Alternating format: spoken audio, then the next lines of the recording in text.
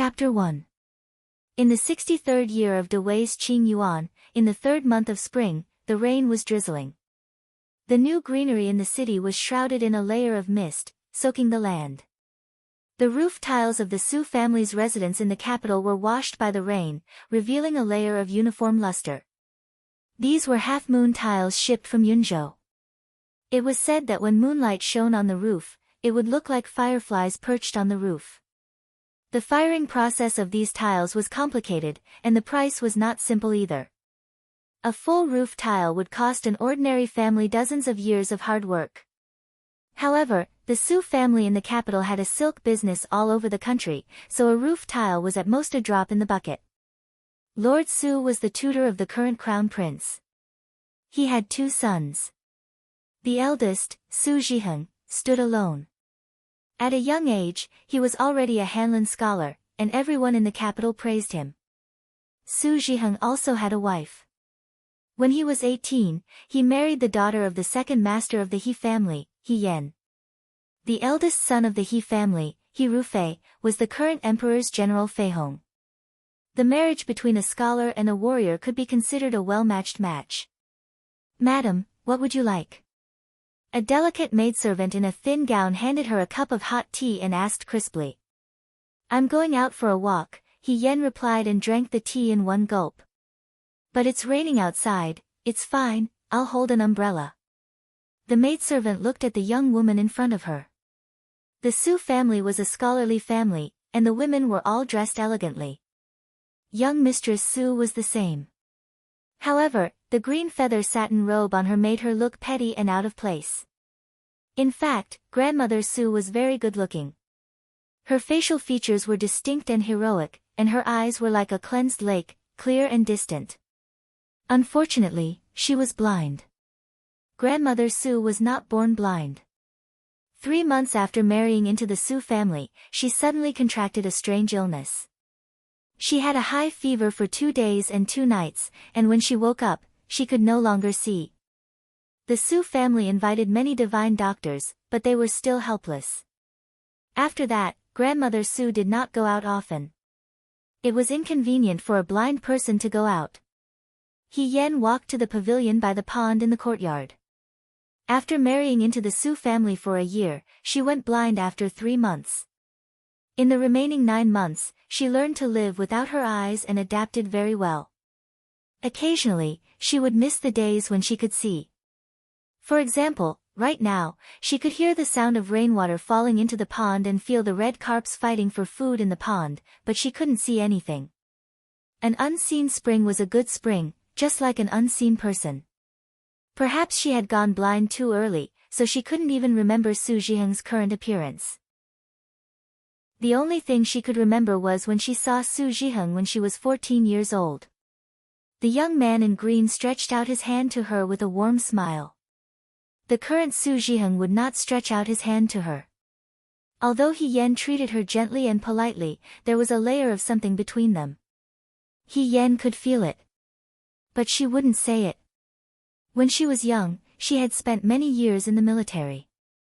She had learned to deal with men as a man, but she didn't know how to be a woman. Therefore, she could only watch Su Zhiheng and his concubine mother, Madame He, being gentle and affectionate. She felt sad and tired. She simply couldn't see it anymore. Even these heart-wrenching scenes were saved, so she had a lot of leisure time. She sat quietly in the pavilion. Suddenly, she remembered the years when she was young and the days when she followed the army. It was also a spring day like this. The rain was drizzling.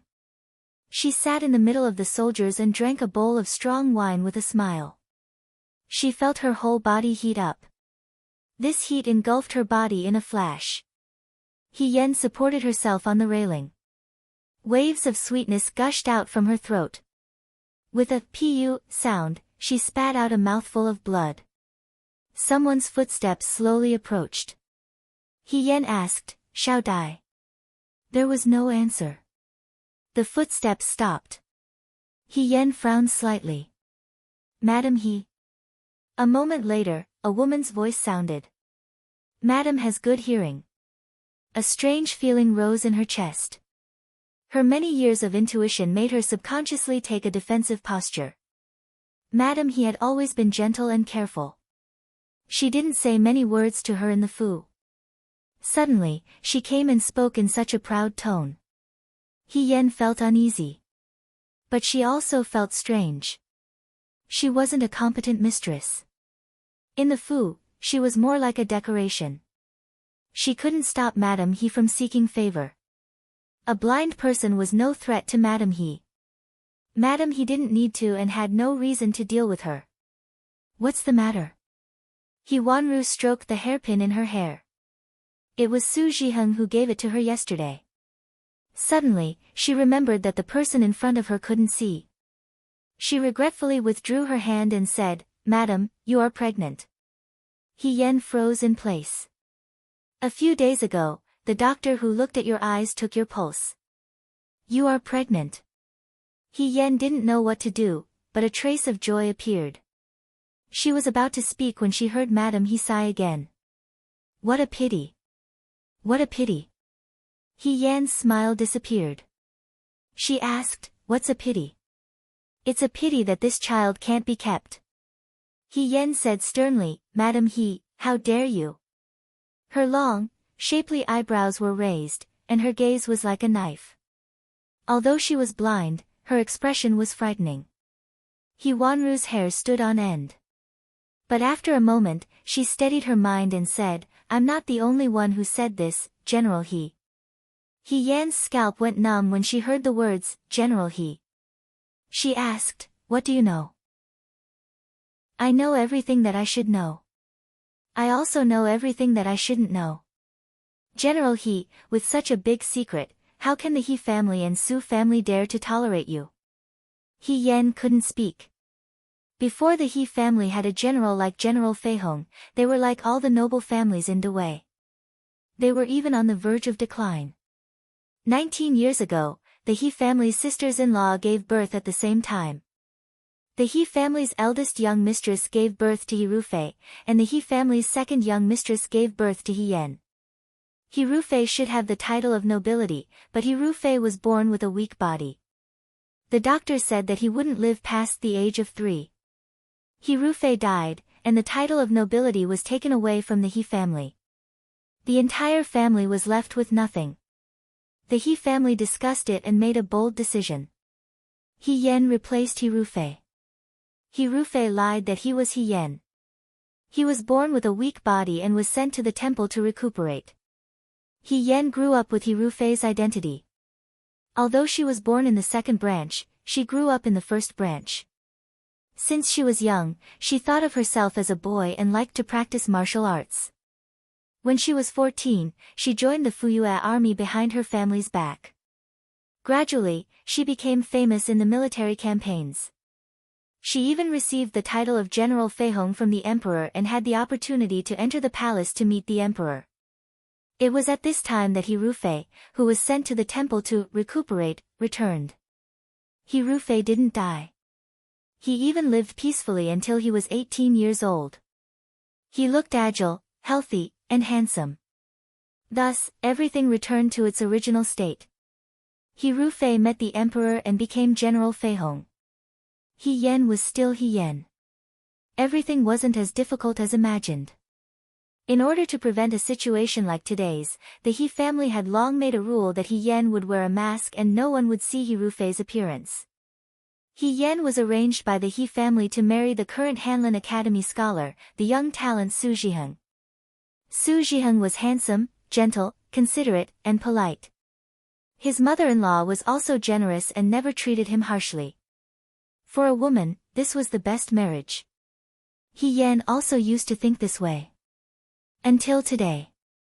Her mask of warmth was torn apart. The bloody truth was even more chilling than the most difficult battle she had ever faced on the battlefield. That bowl of soup that poisoned you was personally ordered by the elders of your family to send it over. Only the dead can keep secrets. As long as you're alive, you're a huge threat to them. When you were taking the medicine, eldest young master was watching from the room next door. If you died, the He family and the Su family would only be relieved. You only have yourself to blame. He Yan laughed loudly. Blame her? Blame her for what? Blame her for taking He Rufei's identity for the benefit of her family? Blame her for being obsessed with martial arts and learning to join the army? Should she be blamed for drinking blood on the battlefield and killing the enemy to the bitter end? Or blame her for kissing His Majesty and being bestowed the title of General Feihong and letting He Rufei receive her meritorious service? Blame her. Blame her for being a woman. Because she was a woman, she couldn't use her own name to make achievements openly. Because she was a woman, she deserved to pave the way for the He family and the men of the He family. In the end, she overestimated the He family's humanity and underestimated the He family's selfishness. And Su Zhiheng.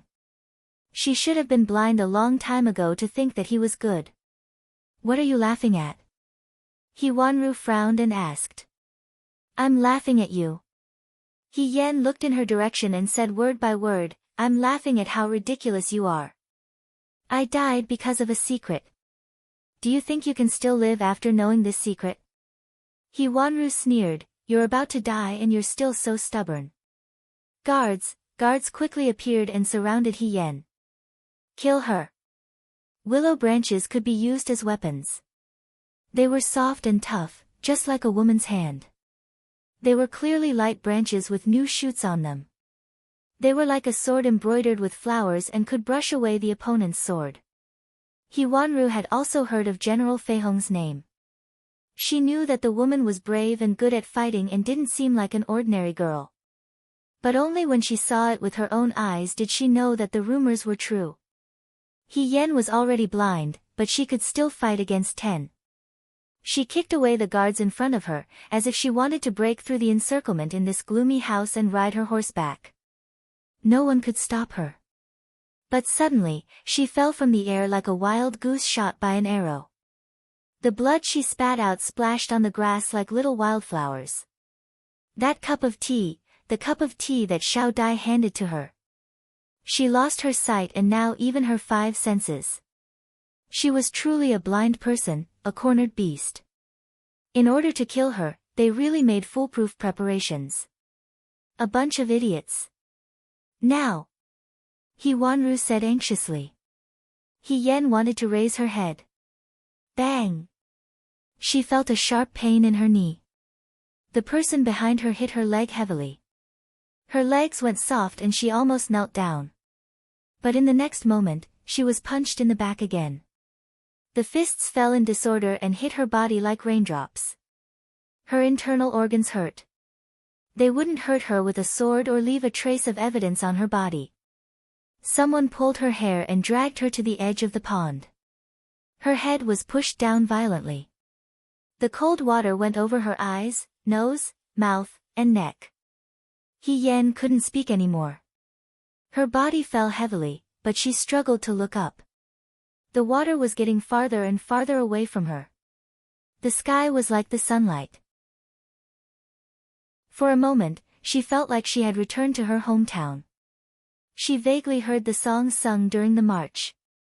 Her companions read letters home in their local accent, accompanied by Madame He's panicked crying.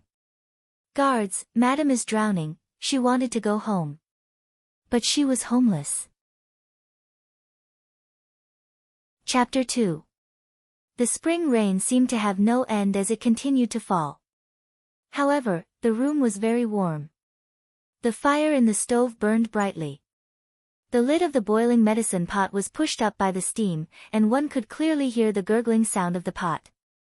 The girl sat in front of the mirror. In the bronze mirror, a slightly pale face appeared. She had long frowns on her face, thin green and red. Her lips were like small water chestnuts, pursed, delicate and pretty. Her pair of almond-shaped eyes were black and moist, like a mountain stream that was about to gather mist in the next moment. The mist slowly dispersed, revealing a magnificent gem. She had snow-white skin and a flower-like appearance. She was a beautiful girl, but that was all there was to it. Of course, she knew her own beauty very well. Therefore, in front of the small dressing table, there was already rouge, face powder, and spice balm. The smell of the rouge lingered around her. He Yen wrinkled her nose and couldn't help but sneeze. The bronze mirror was immediately covered with a layer of white frost from the hot breath she exhaled. Even her face became unclear. He Yen was in a trance for a moment, as if she had returned to the moment when she first took off her male disguise. She also sat in front of the mirror like this, looking at herself in the mirror as if a lifetime had passed. She had been drowned in the Su family's pond by the He family's men. However, when she woke up, she had become He Yen. She wasn't the current General Fei Hong, He Rufei's younger sister, Su Zhiheng's wife, He Yen. Instead, she was the owner of this dilapidated house, the 9th-ranked military officer of the city gate, He Sui's eldest daughter, He Yen. They were both He Yen. Their statuses were as different as clouds and mud. Yen Yen, why didn't you say you were awake? Accompanied by a voice from outside, the door curtain was lifted and a figure swept in with a cold wind. It was a middle-aged man with sideburns. He had a square face, dark skin, and a tall figure. He looked like a clumsy but strong bear. His smile carried a trace of cautiousness. Seeing that there was no one in the room, he shouted loudly, "Qing Mei, where's Qing Mei?" "Qing Mei went to pick medicinal herbs," He Yen said softly. The man scratched his head and said, "Oh, then Daddy will pour it for you." The white porcelain bowl was not even as big as the man's palm. He knew this, so he poured the medicine very carefully. The room was immediately filled with the bitter fragrance of the herbs. He Yen looked at the plum blossoms on the side of the medicine bowl and shifted his gaze to the man's face. This was He Yen's father, the captain of the city gate, He Sui. The word father was unfamiliar to He Yen. Her biological father should be the second master of the He family, He Yuanliang. However, because she had taken on the identity of He Rufei, she could only call He Yuanliang's second uncle.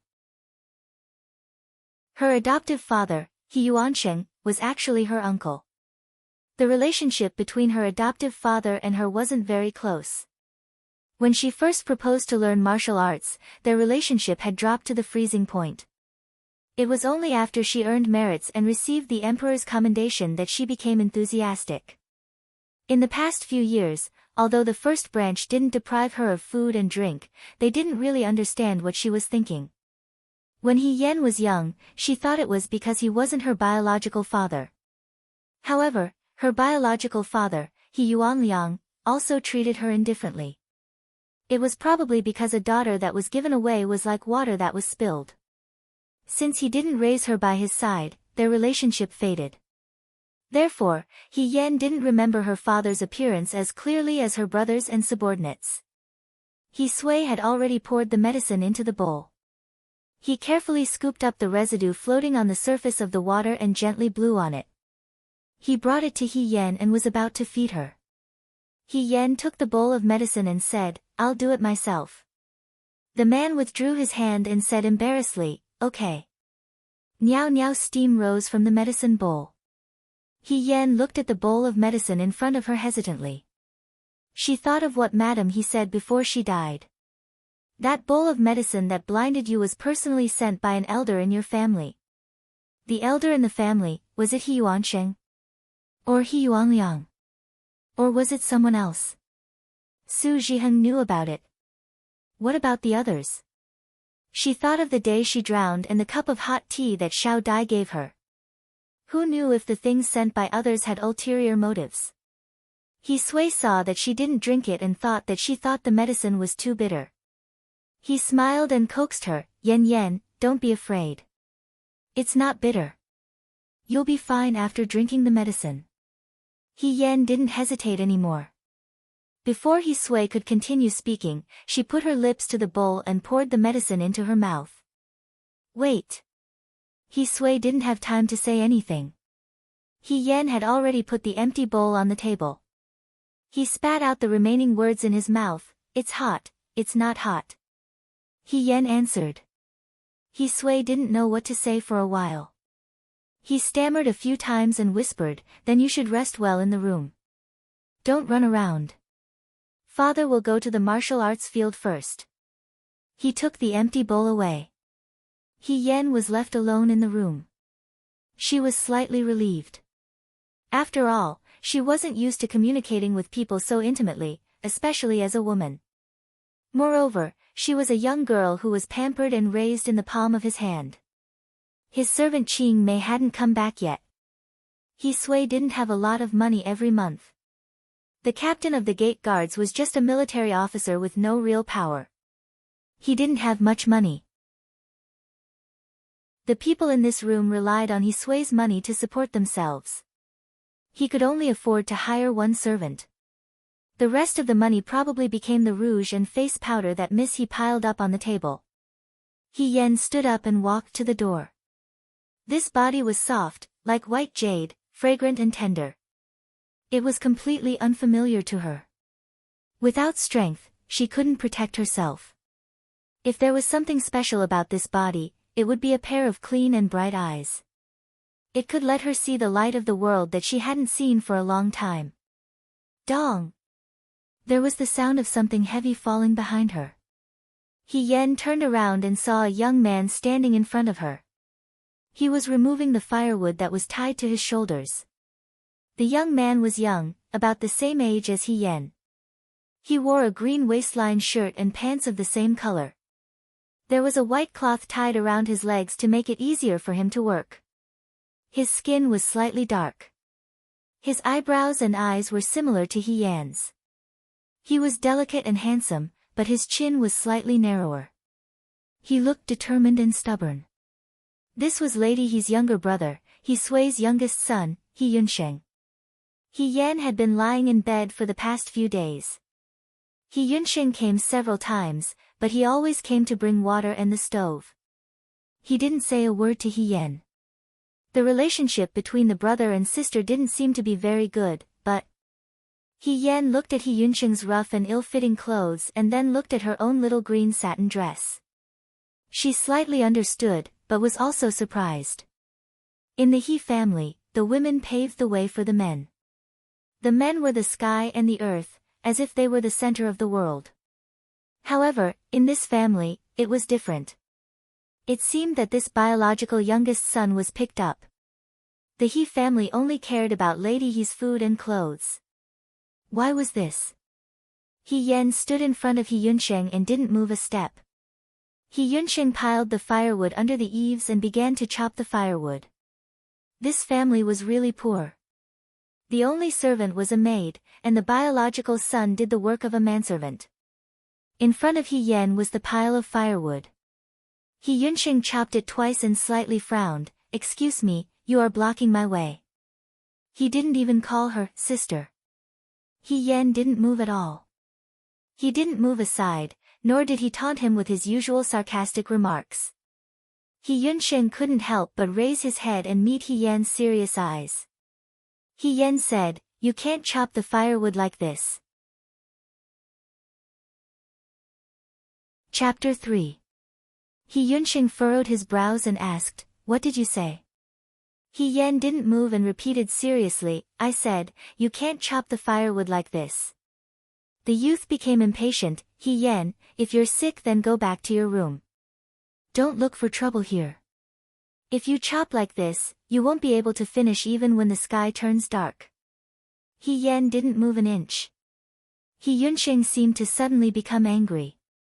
The axe slipped out of his hand and heavily hit the bluestone floor, making a loud noise. He took a step forward and angrily said, "If you didn't spend money because of your illness, father wouldn't have sent the manservant away. You still know that you have to chop until the sky turns dark. If you haven't chopped firewood before, then don't point fingers. If you're so good at chopping, then do it." He Yan's heart slightly moved. So there was a manservant at home. It was just that the family was poor and in order to see a doctor, they sent the manservant away. This youth took over the manservant's job. Looking at his appearance, he seemed to have accumulated resentment towards this elder sister for a long time. He sneered and ridiculed her without any mercy. Being poor also had its advantages. For example, there was no one in the courtyard, so the embarrassing scene between this pair of siblings would not be seen by others. If it was in the He family and Su family in the past, the maidservants who came to watch the show would probably form a troop of soldiers and horses. After He Yunqing finished speaking, he waited for He Yan to jump up and scold her. However, to his surprise, He Yan didn't scold her this time. Instead, she bent down and picked up the axe that he threw on the ground. She was dropped by the heavy axe. Her slender wrist seemed to be unable to withstand the destruction. It was a frightening sight. He Yan looked at her hand and frowned slightly. She couldn't even lift the axe. Compared to her past self, she was far worse.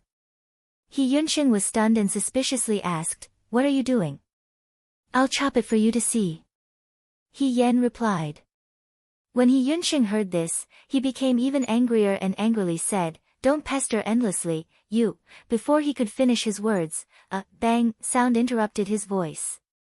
He Yan had already raised the axe and cleanly chopped the firewood in front of him into two. "Look," she said, "it's very simple. You can't hold the front end of the axe. You have to hold the end of the handle and chop along the lines of the wood. It'll save a lot of energy." He Yunqing stared at her blankly.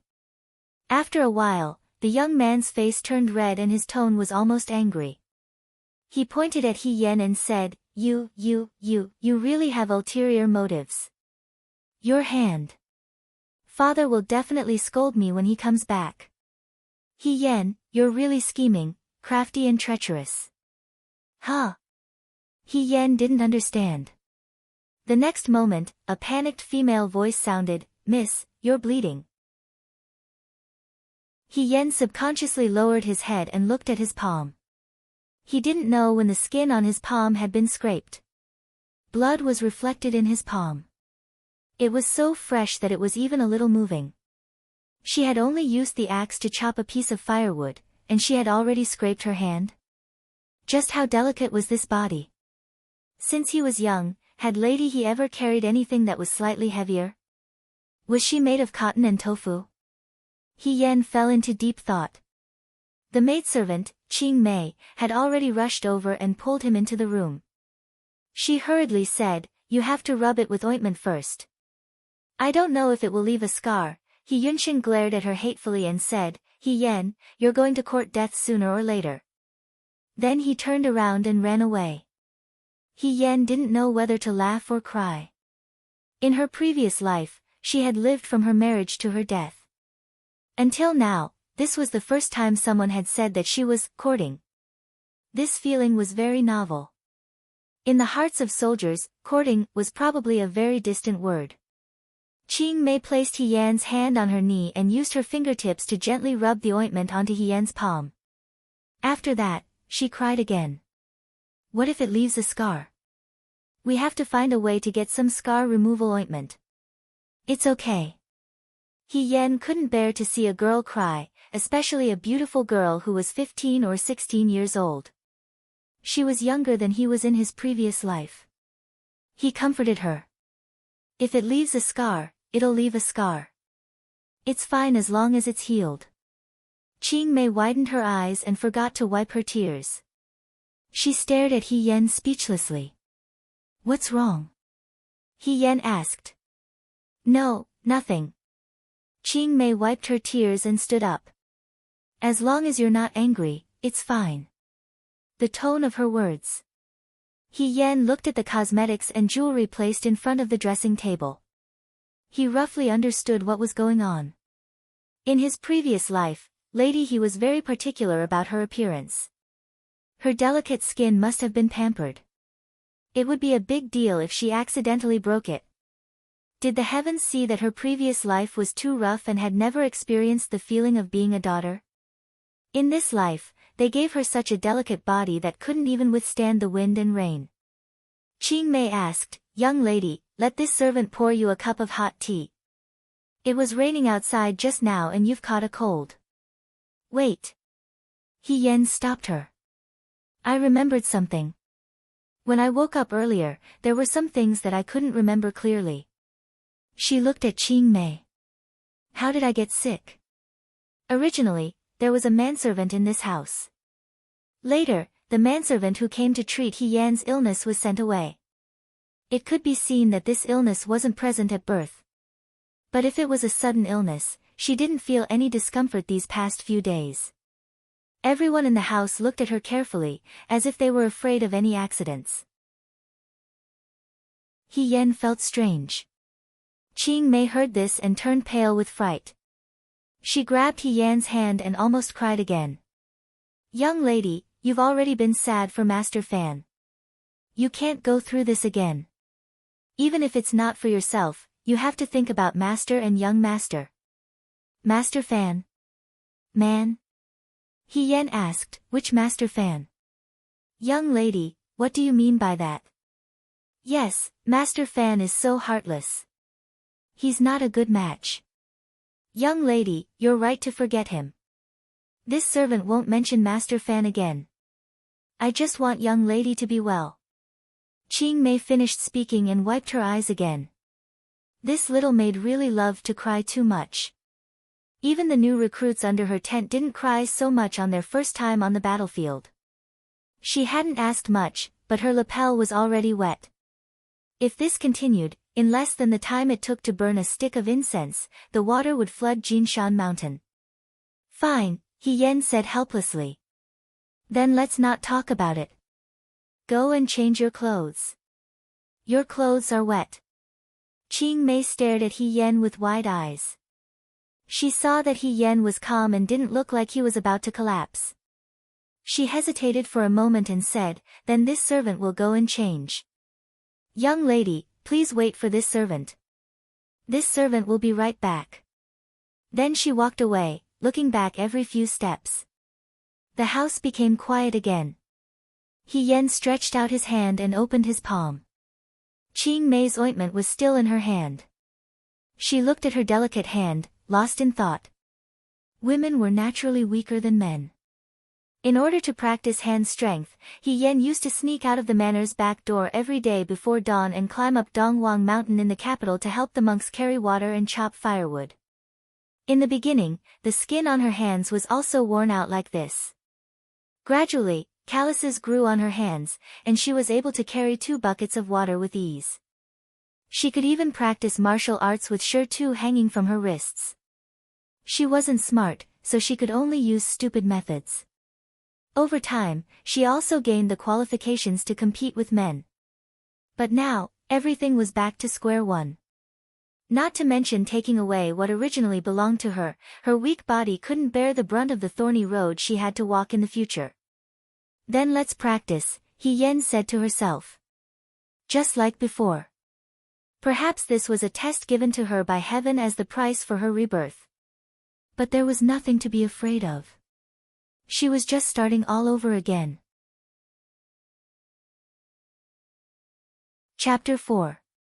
The next day, the rain stopped and it was a beautiful sunny day. The blue stone in the courtyard was warm from the sun and had a lush green color. He Yan woke up when the rooster crowed for the 3rd time. When Qing Mei woke up, she found He Yan was not in bed and was shocked. She looked around and found He Yan sitting on the stone block in the courtyard in a daze. She was relieved. Miss, why are you up so early? Is it because the quilt is too thin and cold? Qing Mei asked. It's nothing, I can't sleep. He Yan replied. She did not have the habit of being lazy. In the military camp, she could not relax for even a moment. Even at night, she had to be on guard against the enemy's surprise attack, so she was always alert. Moreover, she wanted to practice martial arts when she was young, so she really did dance at the sound of the rooster. Later, when she married into the Su family, she still could not change her old habits and was ridiculed behind her back.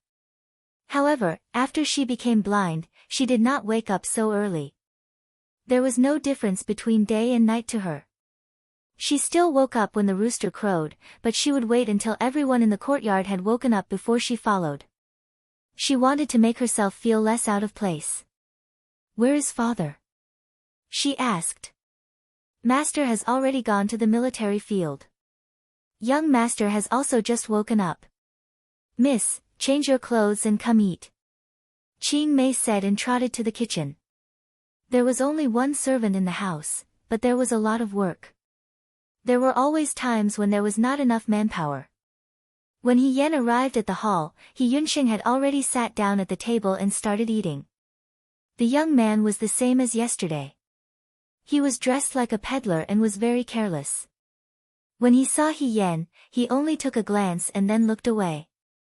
He picked up the bowl and drank the porridge. The meal was simple porridge in side dishes. With the He family's financial situation, they could not afford to eat any exquisite dishes. Even so, there was a plate of desserts on the table. They did not look very exquisite and the aroma was coarse. He Sui specially prepared them for his daughter. He Yan also picked up the bowl and drank the porridge. She drank it very quickly. Qing Mei and He Yunsheng were slightly surprised. In the past, He Yan was picky and refused to eat properly. In the end, he would reluctantly eat a bowl of porridge and only finish it after a long time. After finishing the porridge, she didn't immediately reach for the desserts on the plate. He Sui prepared them for her. Qing Mei wouldn't eat them, let alone He Yunsheng. He Yunsheng put the bowl on the table and stood up. He Yan looked up and asked, "Where are you going?" He Yunsheng frowned, "What?" Just as he was about to speak impatiently, his gaze suddenly caught a glimpse of the mark on He Yan's palm. His tone paused. He thought that He Yan would complain to He Sui when she returned home yesterday.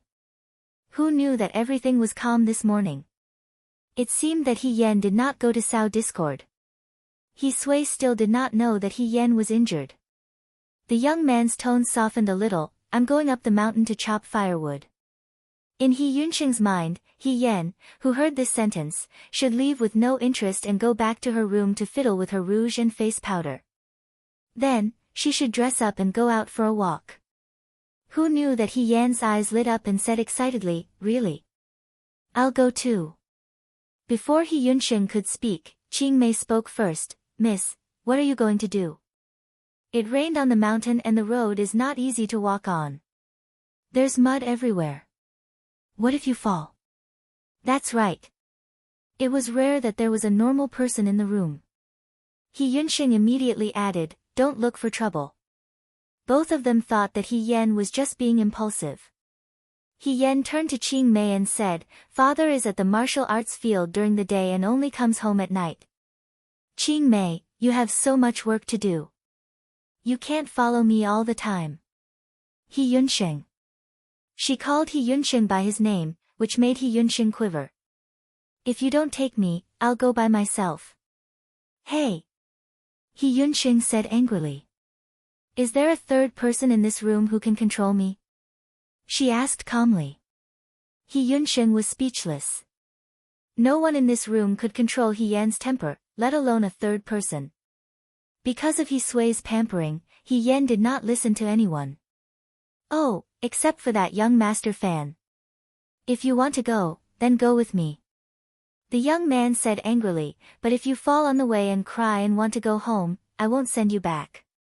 He Yan shrugged. He Yunsheng left angrily. He could not understand why He Yan had become so annoying after being sick. He Yan used to have a pretentious temper, but now He Yan had a trace of rashness, which made her even more difficult to deal with. She really was He Yunsheng's enemy. Longhuan Peak's mountain path was rugged and the terrain was dangerous.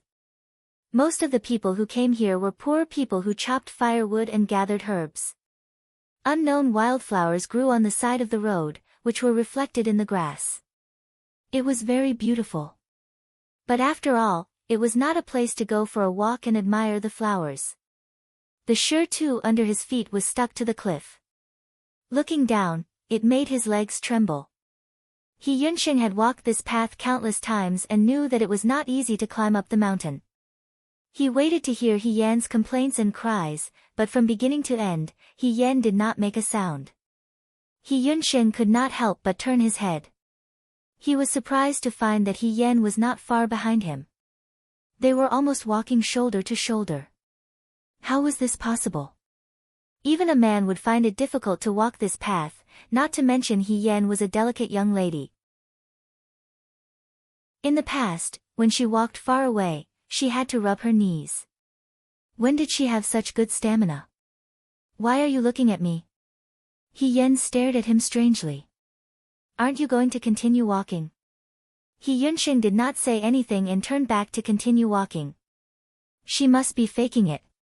She must not be able to hold on any longer. He Yen looked at her legs and sighed. The strength in her legs was really weak. After walking with He Yunxing for such a long time, she actually felt tired. It seemed that they still needed some time to break in. It's fine here. He Yunxing stopped and took the axe from his waist. There were a lot of miscellaneous trees here. He Yunxing chose small trees, which were more convenient to chop. He pointed to Shi Tu next to He Yen. You can sit here for a while. I need to chop for 2 hours. Right here. He Yen nodded and took down the cloth bag she was carrying. He Yunxing stared blankly as she took out an axe from her cloth bag. You. What are you doing? He Yunxing's mind went blank and he could not speak clearly. He thought that He Yan's cloth bag contained a water bottle. Who knew that she had an axe in her bag? She carried an axe on her back and walked such a long distance. Moreover, she was not left behind by him. He Yunxing suspected that he was dreaming. What happened next made He Yunxing even more certain that he was dreaming. He saw his delicate older sister. He Yen, who usually felt that a teacup was too heavy for her, pick up the axe in front of her without hesitation. With one chop, she chopped down a bunch of branches. Her movements were so nimble that it was as if she had done it 1,000 times. She said, "Let me help you. It'll be quick." Chapter 5. He Yunxing always felt that his dream was a little too long. His sister followed him up the mountain early in the morning and chopped some firewood. Finally, she took out some snacks from her cloth bag and gave him one. He Yunxing wanted to refuse, but the sweet and greasy aroma filled the tip of his nose. He Yen had already lowered his head to bite into his own share. Unexpectedly, He Yunxing reached out and took it. He took a bite. The sweet taste was unfamiliar to him. He Sui was very biased. She gave all the delicious food to He Yen, but He Yen was not a person who liked to share. He Yen saw that he ate very slowly, so she stuffed the rest of the snacks into his hands and said, "You can have the rest. I'm full." He Yunxing did not know what to do. He and his sister were the only 2 people in the He family. He Sui was just an armed escort who came to the capital to deliver goods. On the way, he happened to be robbed by mountain bandits. He saved the young miss of the capital's scholar's mansion and married happily. The scholar's family only had one young miss. He Sui did not have any parents, so he voluntarily became the son-in-law of the family. Although he was the son-in-law of the family, his son and daughter still followed their husband's surname. Later, the scholar and his wife died one after another. Madam He was depressed all day. When He Yunxing was 3 years old, Madam He passed away. The 3 of them depended on each other for survival. He Sui and his wife were deeply in love. He Yen looked very much like Madam He. Probably because of this, He Sui loved He Yen very much. Although the He family was not rich, He Sui always tried her best to satisfy He Yen's needs. Over time, He Yen also became an annoying person. At least, He Yunxing could not love this sister of his. But since she fell ill, many of her actions had become unimaginable. He Yunxing didn't know how to face her. "You go up the mountain to chop firewood every day?" He Yen asked him, "What do you do in the afternoon? Don't you go to school?" He Yunxing was only 1 year younger than He Yen. He was 15 this year. Children at this age should still be in school. "When we get back, we'll make a large cake and sell it in the shed in the afternoon. Forget about the school." He Yunxing casually said, "We don't have money at home, and I'm not cut out for that. I can just read a few words." Although he tried to hide it, He Yen could still see a trace of regret and longing in the boy's eyes. After a pause, she asked, "What do you want to do in the future?" "Why do you ask?" He Yunxing was suspicious, but after a moment, he still answered He Yan's question, "Now I go to the martial arts arena every day." In the future, as long as I pass the academy examinations, I will be able to enter the city's garrison army and slowly become a lieutenant. Then I will be able to earn some silver. That's it. He Yen laughed. I thought you would want to do something else. How can I do something else?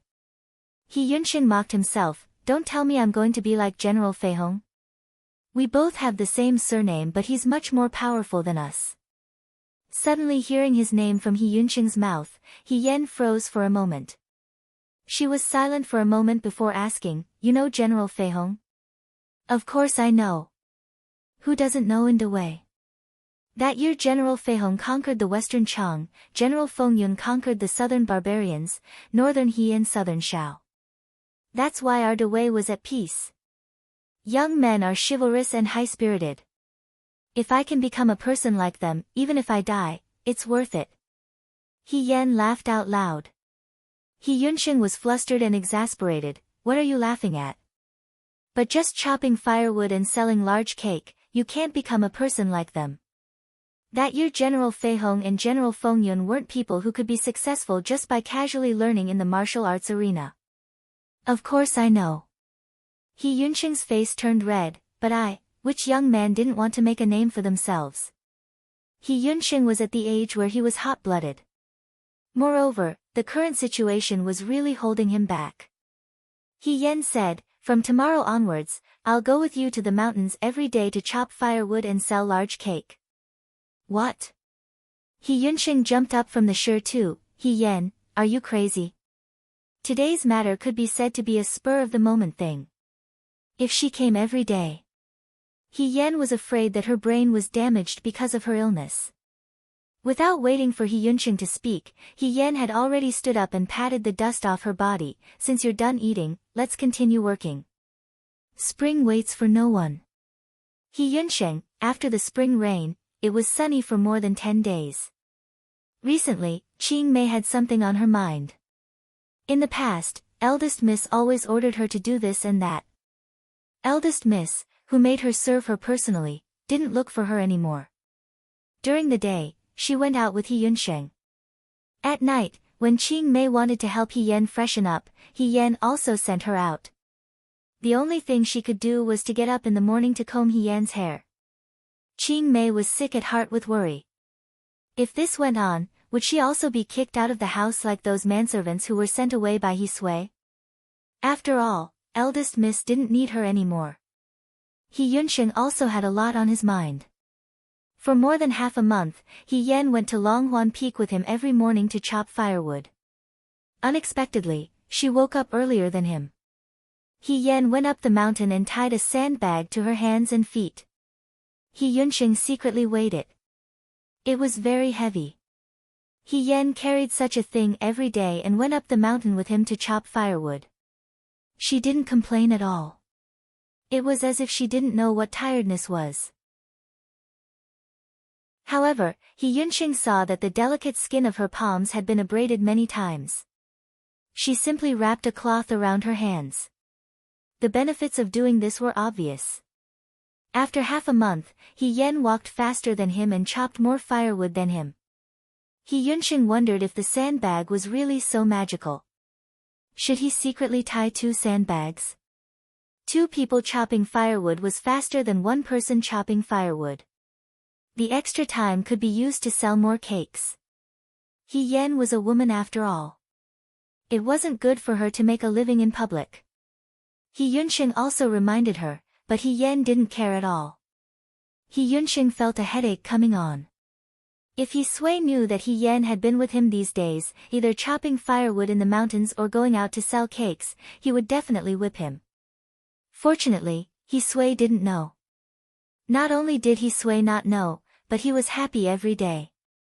His son and daughter, who used to quarrel endlessly, were much closer recently. They could sit at the same table and eat together. Sometimes, they would even chat. He Sui was very satisfied. He was much kinder to the new soldiers on the school field. After all, everything would prosper if the family lived in harmony. At this moment, He Yen was sitting in front of the dressing table. Qing Mei looked at her anxiously. Ever since He Yen recovered from her illness, she didn't like to look in the mirror. She also didn't like to fiddle with her rouge and face powder. Now that she was fiddling with it again, Qing Mei was a little nervous. Recently, the household's expenses were very poor. He Yen wanted to buy new lipstick at this time, but she didn't have the money. He Yen flipped through the face powder on the table and felt a headache coming on. These things had already been used. They couldn't be sold for money. She flipped through a few more times and found a few hairpins and jewelry. They were all made of silver and the quality was average. They were not as good as the ones she used to wear in the Su family. However, she didn't care so much now. She found all the jewelry and handed them to Qing Mei. Take these to the pawn shop and pawn them. Pawn them until you die. You'll get more money. Qing Mei's eyes widened. But, we're very poor now. He Yen explained to her earnestly. These can't be eaten. She had to pawn the jewelry and get some money. It would be best if she could get enough money for He Yunsheng to go to school. Since she had taken over Lady He's body, she should at least do something for the He family. After she took care of these things, she could do her own things with peace of mind. For example, she could settle an old debt. Chapter 6. When they went out, He Yunsheng asked, "Why are you so late today? You won't be able to get a good seat later." "I have something to do." He Yen said, "It's okay if you can't get a good seat. Our cakes are better." He Yunsheng was speechless. He felt that talking to He Yen now was like punching cotton, making it hard for him to vent his anger. He Yen didn't lose her temper and was in a relaxed mood. He Yunsheng didn't know if she was optimistic or stupid. At least, he hadn't seen He Yen in a long time. The shed was set up on a street in the west of the city. Opposite was the capital's largest restaurant, Zuiyu Court. Guests came and went, and the small business here was very good. But the shed was only so big, so they had to go there early to get a good seat. He Yunsheng took out the big cake from the steamer. Denai cake was a kind of pastry. It was made of peeled and pitted raw plums, blanched with white plum and licorice soup, and then filled with honey, pine nuts, olive kernels, walnut kernels, and melon kernels. It was put into a small steamer and steamed until it was ripe. It was sour and sweet, very delicious, and not expensive. He Yunsheng came to sell the big cake, and he could make money every month to support his family. The sun was warm and comfortable, and people came to buy one or two from time to time. By the time the sun turned to the east of Zuiyu Court, they would probably be sold out. He Yen watched He Yunsheng work. He Yunsheng was very capable, and it reminded her of the children in the army camp. Most of the children in the army camp were from poor families, and the young masters of rich families were not willing to let them go to war. Those poor children went to war just for a bite to eat. So before that, they did all kinds of work, and they could do anything. Although she had never been poor, she had been through it. "Hey, give me one. Isn't this Lady He?" A voice interrupted He Yan's thoughts. She looked up and saw a long-faced man in front of her. His hair was combed into a shiny bun, and he had the head of a deer and the eyes of a mouse. He was dressed in white, but he was neither fish nor fowl. He raised his hand and was about to put it on He Yan's shoulder, but He Yan dodged to the side.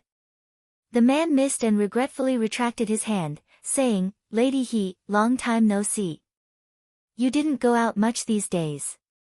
So you're here to sell cakes with young Master He. How can you do this kind of thing? It's hard." His tone made it sound like they were close. He Yan didn't understand and looked at He Yunsheng. He Yunsheng's face was filled with anger as he reprimanded, "Wang Jiugue, stay away from my sister. Brat, your sister doesn't mind. You. Well, I bought some rouge a few days ago and wanted to give it to you. Since I happened to meet you today, I want to give it to you. I wonder if you would do me the honor of going to the Sisui River with me." He Yan wanted to laugh at a person who looked like a beggar trying to act like an elegant young master. She had met many people in her 2 lives, both good and bad. But no one dared to tease her like this. I want to sell cakes. I may not be able to go for a walk with you. He Yan tactfully declined. You should give this rouge to someone else. Wang Jiugui was stunned. He lived on the same street as the He family. He Yan's father was a military officer, so others didn't dare to provoke her. But He Yan wasn't a girl who knew her place, and she liked to take advantage of little things. Usually, if he gave her some rouge and powder, she would call him Brother Jiugui. Today, in front of so many people, he was slapped in the face. Wang Jiugui was embarrassed. His smile wasn't as sincere as before. Lady, he can't still be thinking about young Master Fan, right? Young Master Fan is about to get married. Why do you, shut up. Before he could finish his words, Wang Jiugui felt a punch on his face and fell to the ground with a thud. He Yunxing stood in front of him and pointed to the distance. Get out of here, she said angrily. The 14 or 15-year-old boy was like a half-grown calf, full of strength. Wang Jiugui had been hollowed out by wine and women. He was no match for He Yunxing. His head hurt, his face hurt, and his whole body was flustered. He scrambled to his feet and looked at He Yan. She didn't seem to have any intention of apologizing. In fact, she seemed to be interested. Suddenly, a nameless anger surged in his heart. You. He pointed at He Yan with a trembling finger. He Yunxing stood in front of He Yan and sneered. What's wrong with us? Wang Jiugui didn't dare to step forward. He had some doubts in his heart. The relationship between these two siblings had never been good. He Yan always complained to him.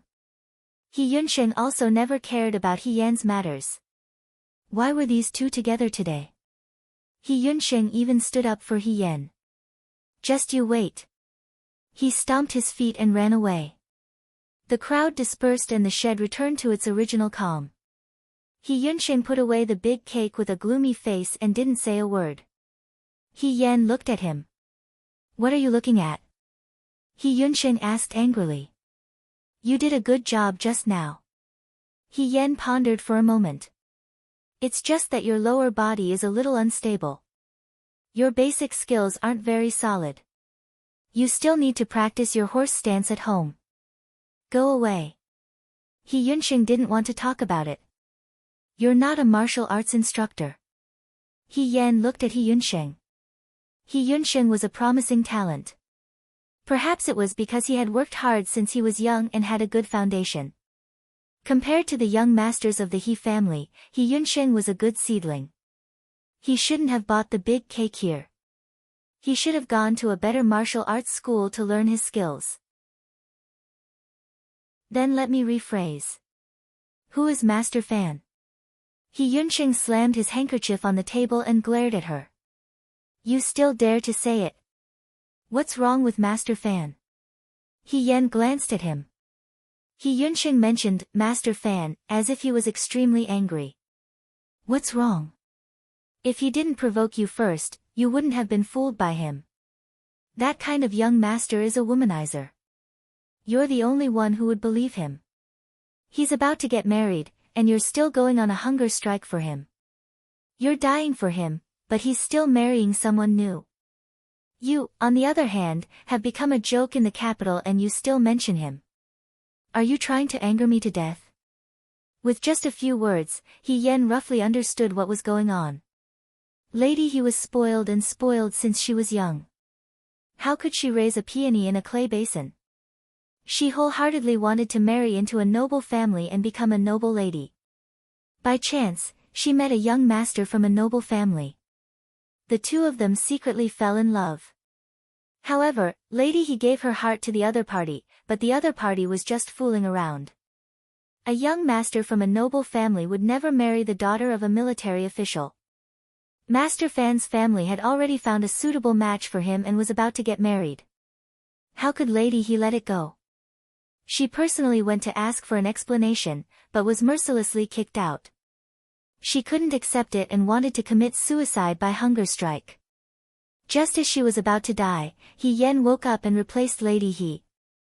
It was no wonder that after He Yen woke up, everyone in the He family treated her with caution. They were afraid that she would accidentally commit suicide again. He Yunsheng was still talking endlessly, scolding He Yen for not being clear-headed. He didn't know that his real sister had long passed away. He Yen wrung her hands in her heart. Lady, he shouldn't have ruined her life for a liar. Life was very precious. It was a waste to give it to someone who wasn't worth it. Moreover, if she passed away like this, the person who betrayed her would still live freely, but the person who truly loved her would be in so much pain that he wished he was dead. What was the point of hurting her loved ones and making her enemies happy? Her experience was somewhat similar to Lady He's. They both had bad relationships, but she was different from Lady He. He Yuansheng, He Yuanliang, He Rufei, Su Zhiheng, and He Wanru. She would personally visit them one by one and take back what they owed her. For this, she had done a lot of work. Every morning, she would walk with a sandbag tied to her body in order to regain her strength. Every afternoon, she would sell goods in the marketplace so that she could inquire about the He family and the Su family from all kinds of people. For example, the blind Madame Su had accidentally fallen into the water and drowned a few days ago. The first master of the Su family was inconsolable and bedridden. The entire He family was mourning, and the first master of the He family's hair turned white overnight. General Fei Hong and his sister were very close, so he personally took care of his cousin's funeral. The funeral lasted for 3 days and 3 nights, and the whole city knew about it. These half-truths flew into He Yan's ears like snowflakes, and she could only laugh it off. The truth had been covered up, and she had to uncover it. Before that, she had to live well. Chapter 7. At night, the wind came in through the cracks in the window and made the candlelight sway slightly. He Yen looked at the silver pieces in front of him and asked, "That's all?" "I've already asked the shopkeeper to give me more," Qing Mei said awkwardly, but the shopkeeper said that the jewelry can only be exchanged for this much. He Yen nodded, "Then you can leave first." Qing Mei left. He Yen picked up the silver pieces one by one and put them in his palm. There were only 2 pieces in total. She felt that her heart seemed to be broken along with them. When she was in the He family, she didn't lack money. Even if she was really short of money, she could casually take some jewelry or jade pendant to exchange for some money. Later, when she was on the battlefield, she didn't need money. When she returned to the capital, the emperor's rewards filled several courtyards of the He family. She thought of the gold, silver, and jewelry bestowed to General Fei Hong. She could take any one of them and solve the He family's urgent needs. But she wasn't in the He family now. He Yen sighed heavily and finally understood what it meant to be, a penny stumped a hero. Money was money. There was one more thing. She also wanted to go to the drill ground. Going up the mountain to chop firewood every day could certainly strengthen her body, but it only increased her physical strength. If she wanted to recover her strength, the fastest way was to go to the drill ground and fight with others, shooting arrows and riding horses. But she didn't know if He Sui, who loved his daughter very much, would agree. She blew out the candle and went to bed. No matter what, everything could wait until tomorrow. The next day, after chopping firewood and going down the mountain, He Yunsheng had lunch and went to sell cakes. He Yen looked at his big basket full of cakes and asked, "You made so many cakes. Can you sell them all? The weather is hot. There are a lot of people coming to buy cakes." He Yunsheng said, "After a few days, it's time to sell other cakes." He Yunsheng was really worried about this family. He was very clear about these business matters. He Yen was in awe and patted his shoulder, "Then let's go." He Yunsheng's body stiffened. He Yan's action was really, very manly. When they arrived at the shack, there weren't many peddlers because they had arrived early. The 2 of them found a good spot near the street. He took out the big cake. It was the beginning of April. When the sun came out in the afternoon, it felt like summer. The large cake was sweet and sour, and also had the fragrance of plums. It was the perfect time to buy it as a snack. As He Yunxing expected, business was good. He Yunxing picked up the cakes and He Yen collected the money. While the two of them were busy, they suddenly saw a group of people aggressively rushing towards their position. The leader was Wang Jiugui from yesterday. Pa! Wang Jiugui slammed both of his hands on the table. The surrounding people hurriedly retreated, unwilling to be implicated in this disaster. He Yunxing was fearless and said angrily, "What are you doing? What are you doing?" Wang Jiugui coldly snorted, "You hit me yesterday, do you think I can just let it go?" He Yunxing rolled up his sleeves and said coldly, "You want to fight?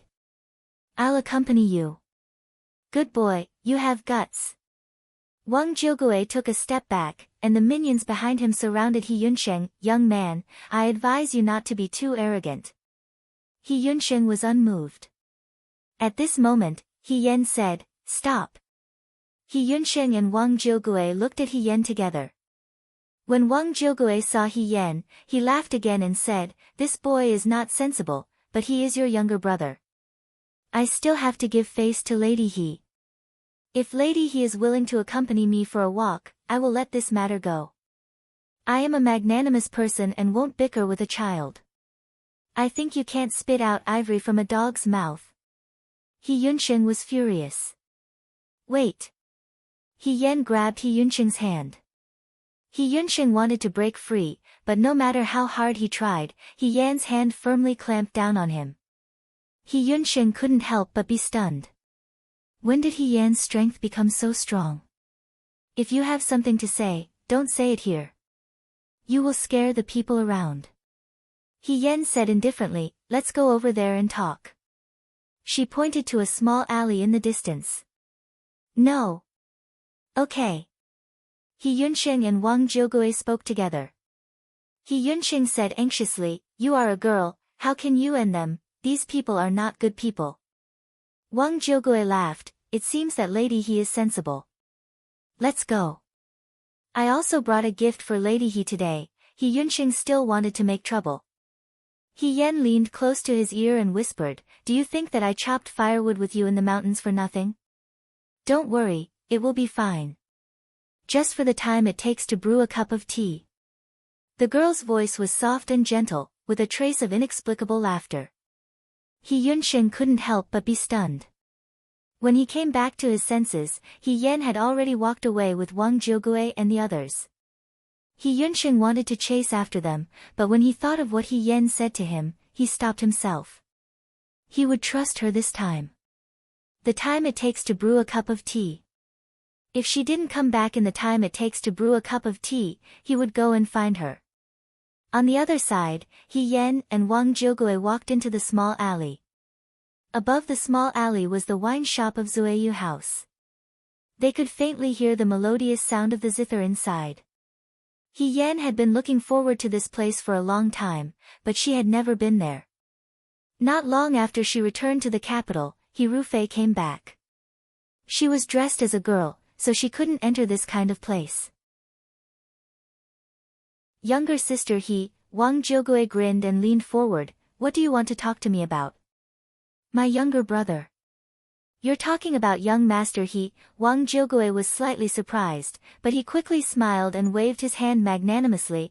"I won't lower myself to his level, you know that." He took out a round powder box the color of a duck's egg from his bosom, and touched He Yan's face with his other hand. "I have you in my heart, from now on, we are a family." Before Wang Jiugui could finish his words, they were replaced by a scream. In Zueyu House, the zither string trembled slightly because of this scream. A wrong note was plucked, like a scratch on a beautiful jade, abrupt and regretful. Someone asked in confusion, "What's that sound?" A corner of the muslin curtain was lifted by the handle of the fan. The teacup was exquisite, but it was not as slender as the fingers holding the tea. He Yen let go of his hand, and Wang Jiugui's arm hung limply, his face full of horror. He Yen smiled faintly, raised his hand, and the box of powder box smashed towards Wang Jiugui's head, smashing white foam on his face. "Thank you for your gift, but I don't like this kind of inferior powder. Remember, don't give me this kind of thing in the future." Slut! Hit him! Wang Jiugui wailed, but didn't forget to give the order. When the young girl heard this, it was as if she had heard a joke. Her eyes curved, and her laughter was as clear as a mountain spring. She was really happy. The spring breeze blew up the corner of her skirt, her black hair, snow-white skin, almond-shaped eyes were bright and benevolent. She was like a dainty young lady walking on the blue road. But the words she said were terrifying. She rubbed her wrist, and said with a smile, "You better not regret it." Chapter 8. Wang Jiugui felt that he must be dreaming. He pinched his thigh hard and immediately cried out in pain, "Ouch!" It didn't seem like a dream. But if it wasn't a dream, how could he explain what was happening in front of him? In just a moment, his lackeys were all lying on the ground. The culprit had one foot on the stone steps and was brushing the dust off her clothes. Feeling Wang Jiugui's gaze, she looked over. Her eyes were clear and bright, making Wang Jiugui's hair stand. He had never seen He Yan like this. He Yan wasn't like this. He Yan was beautiful, mean, greedy, vain, and liked to take advantage of others. There were countless women like this in Shua City. Most of them were arrogant, but their lives were thin. The good ones could become concubines in rich families. The bad ones would marry an ordinary person and live a sad life. He Sui raised her like a young lady. He Yan had never touched any sharp weapons in her life. Her hands were either playing the zither or painting. At least, they weren't used to hit people. But just now, Wang Jiugui saw her hands clenched into fists and punched the man beside him to the ground. He still remembered that He Yan had just grabbed his arm. Before his body could go numb, he felt pain in his arm and screamed. How were those fingers? They were sharper than an axe. This woman was too scary. What kind of medicine did she eat? She became so strong overnight. She could defeat more than 10 people by herself. Wang Jiugui wanted to cry. He hadn't thought about how to beg for mercy when he saw the girl walking towards him. "Grandaunt, please spare me." His rationality disappeared at this moment. Wang Jiugui blurted out, "I didn't recognize Mount Tai. Please be magnanimous and let me go. Don't give me this kind of gift in the future." He Yan said gently, "I don't like it." Okay. Wang Jiugui said, "Okay," several times. Afraid that He Yan didn't believe him, he added, "Tell me what you like. I'll buy it for you. Is that okay?" "That won't be necessary, I won't accept a reward if it's not deserved." He Yan laughed, "We're all neighbors, don't make such jokes in the future." Yes. Wang Jiugui was moved to tears. "But I have something to ask you," she said. A moment later, He Yan left a mess on the ground and left in a relaxed manner, leaving behind groans and groans. She walked briskly and did not know that after she left, on a certain floor of the drunken Jade Tower, someone released the hand holding the fan, and the gauze curtain covered the mess downstairs. When did the women in the capital become so fierce and fierce? This was a brisk voice that was filled with laughter and ridicule. Could this be the reason why uncle is still unwilling to get married? His words were not answered. The man continued, "Uncle, why don't we ask around and find out which family that young lady was from? If she's not bad, why don't you take her in as one of your female guards? At night, you can." Bang! Someone's fingertips lightly tapped the table, and the tea lid on the half-cup accurately flew into his mouth with a whoosh, leaving him speechless. Woo woo, the man was unwilling to give up and made threatening gestures. "If you say one more word of nonsense, I'll throw you down from here." A lazy and indifferent voice interrupted the other's complaints. The room quieted down. The plucked strings of flowing light slowly flowed through the elegant room, covering the spring scenery outside the window. The tea continued to be drunk. Someone muttered, "Stingy," but it was quickly drowned out by the sound of the zither. He Yunxing saw that He Yan came back safe and sound and was relieved. "Are you okay?" Where are Wang Jiugui and the others? He Yunsheng didn't see Wang Jiugui's figure and asked. I tried to reason with them and move them emotionally, and they left. They also said that they will come another day to apologize and won't do such a thing in the future. He Yan said, don't worry about them, just continue to sell cakes. He Yunsheng looked at her suspiciously. If Wang Jiugui was really so reasonable, he wouldn't be called Wang Jiugui. But He Yan didn't look like she wanted to say more, and she didn't look like she was hurt. He Yunsheng was a young man, so he quickly put this matter to the back of his mind. At night, after dinner, He Yunsheng wanted to go to bed, but He Yan stopped him. What's the matter? Do you have clean clothes?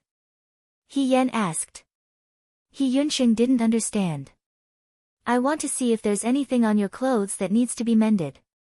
He Yan said, I can help to mend it at night. He Yunsheng's expression was about to crack. Ever since he was born, this was the first time He Yan had asked to mend his clothes. For a moment, the young man's heart was filled with a strange feeling, but, he asked hesitantly, have you done needlework before? He seemed to remember that He Yan didn't know how to sew, and Qing Mei did all the needlework. You're underestimating me. Of course. Of course not. He Yan gave him a push. Hurry up and get it. Bring whatever you can get. He Yunsheng obediently found a pile of clothes.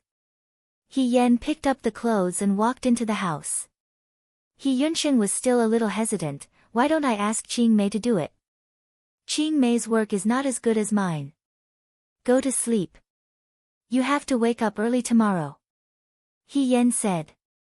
After sending the young man away, He Yan returned to the house and looked around. Finally, she found a maroon round-necked, narrow-sleeved long robe. He Sui probably gave all his money to his daughter. He Yunsheng didn't even have a decent piece of clothing. He only had some cotton clothes, and this long robe was probably the leftovers of other people. The color of the washed clothes was old. Fortunately, she was about the same height as He Yunsheng, so the long robe barely fit her. Then, she tied her hair into a man's bun and stuck a tree branch outside the door. She made her skin darker and her eyebrows thicker. He Yan looked at the mirror. She looked like a young man. In her previous life, she was very good at dressing up as a man. At least during those years, no one noticed anything wrong. In this life, she didn't feel awkward dressing up as a man.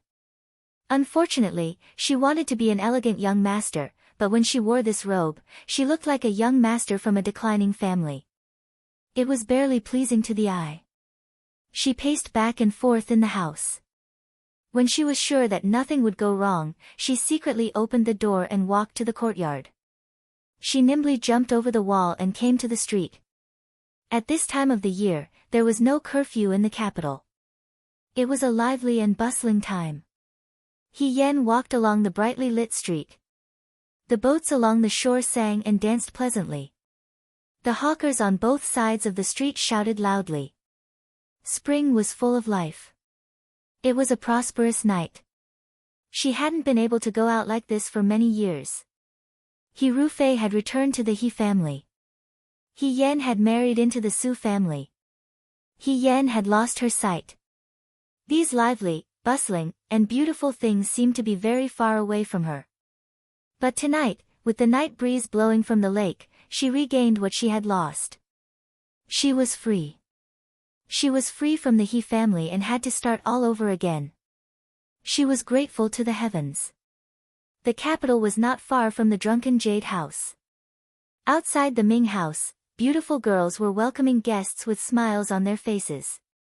This was not a brothel, but the capital's largest and most famous gambling house, Lutong House. He Yan stopped in front of Lutong House. Chapter 9. At the entrance of Lutong Zhuang, a woman wearing a flower hairpin stopped He Yan and said, Gongzi, this is a gambling house. I know. He Yan nodded and took out a piece of silver from his sleeve. He waved it in front of her and said, I'm here to gamble. The woman was stunned. Before she could say anything, He Yan had already walked in. The woman standing outside the gambling house was a gambling prostitute. The people who came to Lutong Zhuang were all from wealthy families. Silver was worthless, so they learned to treat people differently. Those who didn't look very rich would persuade people to leave. First of all, it wasn't very nice for poor people to walk inside. They would dirty the embroidered carpet. Second of all, the poor people cared about money and couldn't afford to lose. Once they lost, they would cry to the heavens and earth and refuse to pay. They would disturb the noble's mood and lose more than they gain. He Yan's clothes were old and washed.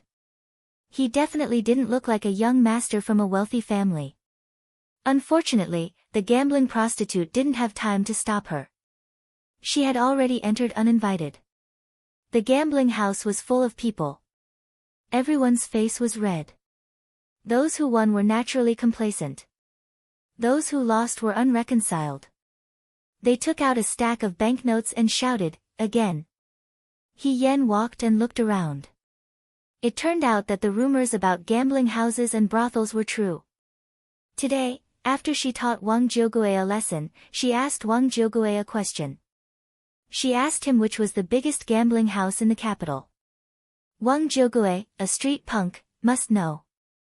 Sure enough, Wang Jiugui told her about Lutong Zhuang. He Yan had never been to a gambling house. Before she joined the Fuyue army, because of her special identity, she couldn't go to places with more people, let alone a gambling house. When she joined the Fuyue army and returned to the capital after winning the war, He Yunxing came back. She became the demissy of the second branch of the He family. She couldn't go to this kind of place. Therefore, this was the first time she didn't even know where the gambling house was. Lutong Zhuang, on the other hand, had everything. Pai Gao, danqi, Chinese chess, grass fighting, cockfighting. She was dazzled by the sight. While she was amazed, she also felt that it was a pity that she did not know how to do any of these. Some people were guessing the dice. They put the dice in a bowl and guessed the number. This was the simplest game, and it also attracted the most people. He Yan's eyes were dazzled by the flowing silver. The corners of He Yan's mouth finally broke into a smile. The He family was really too poor, but He Yunxing still had to attend a school or martial arts school. Pawn jewelry couldn't be exchanged for much money, and it was still far from being enough to buy a bundle. Even if he wanted to make a big cake and sell it, it would take a long time to save up. After thinking about it, He Yan could only think of going to the gambling house. Although it was opportunistic, he could not care so much at the moment. "Hey, brother, why are you standing here? Don't stand here if you don't want to gamble." The people around He Yan shoved him with disdain in their eyes. "If you don't have money, why did you come to a casino? Can't you just buy some nice clothes?" It was really unappetizing. He Yan said, "Let's gamble." The people around were all wearing gold and silver. They were either rich or noble. When they suddenly saw a young man in poor clothes, they couldn't help but look over. He Yan took out the only 2 pieces of silver from his sleeve and put them on the table. Someone mocked, "Boy, you should think clearly. This is not a joke. I see that you don't have any other silver on you. Why don't you stop gambling? If you really lose and cry, others won't return the silver to you." It wasn't that such a thing didn't happen. Gambling was addictive. The more one lost, the more one gambled. Some people lost all their land deeds, wives and children. In the end, they regretted it and were kicked out by the people of Lutong village. This happened from time to time. They looked at He Yan with pity. The poor people in Lutong village had no way out. He Yan smiled, "It's okay, I'm just gambling for fun." Everyone burst into laughter, but no one knew whether they were laughing out of goodwill or just for fun. The dice were put into the bowl and turned upside down. The dealer shook the dice left and right. The dice made a crisp sound. It was accompanied by the lively voices of the people. It was like music. He could vaguely hear the rough men talking and laughing loudly. He Yan remembered those years in the barracks. When she entered the barracks, from a soldier to a deputy general, from a deputy general to a general. She didn't have any relationship with the He family. She relied on her own flesh and blood to earn her position. There was no other entertainment in the cold and bitter border. Those men in the barracks couldn't hold it in and secretly gambled. He Yen would punish them every time he saw them. He couldn't stop them from gambling in private. He Yen was also helpless. In the end, he could only rule that they couldn't gamble with silver. They could gamble with other things like a drumstick, a piece of dry food, or a piece of fur. They didn't really want to gamble, but they were really bored. He Yen couldn't bear to deprive them of their only pleasure other than training and fighting. They let He Yen play with them. Sometimes, He Yen would join them for 1 or 2 rounds when he was in the mood. Every time, he lost badly. She lost almost all of her trinkets, but she wasn't angry. She just felt that there were specializations in this field. Not everyone knew how to gamble. The crisp sound of the dice stopped abruptly. The dealer put down the bowl and looked at her. Big, He Yen said. Open, the bowl was opened. 2 dice lay quietly on the table. Everyone held their breath and looked over. The 2 dice, 1 5 and 1 6, were indeed big. Everyone was a little surprised. After a moment, the man who laughed at He Yen laughed, "You're lucky. Take this money and get some good clothes." Some scattered silver and banknotes were piled up in front of He Yen. He Yen pushed the silver out again. Everyone looked at her. Again, she said with a smile. Someone couldn't help but say, "Hey, this kid is a little arrogant. Brother, you'd better quit while you're ahead. It's good enough that you won." This was a kind advice. Do you really think you'll always be so lucky? Ha ha ha, children are so naive. Sounds of mockery, persuasion, and chatter filled his ears. He Yen only had eyes for the 2 dice among the multitudes of people. He Yunsheng needed to attend school and become a military officer. Qing Mei couldn't finish all the chores, so the He family should hire more servants. It would be summer in a few months, and the rainy season would come. Some of the tiles on the He family's door were missing, so it would definitely leak. Both inside and outside, they needed silver. She wanted to find out about Su Zhiheng and He Rufei, so she couldn't do without silver. She didn't need a lot of silver, but she definitely couldn't do without it. Otherwise, when she couldn't move an inch, she would know that life was difficult. Have you thought it through? The middle-aged man who shook the dice stroked his beard and smiled kindly. He Yen returned a polite smile. Again. Chapter 10. Money was piled up on the table, and some people stacked their jade pendants on top of them. A young and inexperienced boy who had good luck after good fortune naturally attracted the attention of others. Not long after, the place was filled with people who wanted to watch the fun.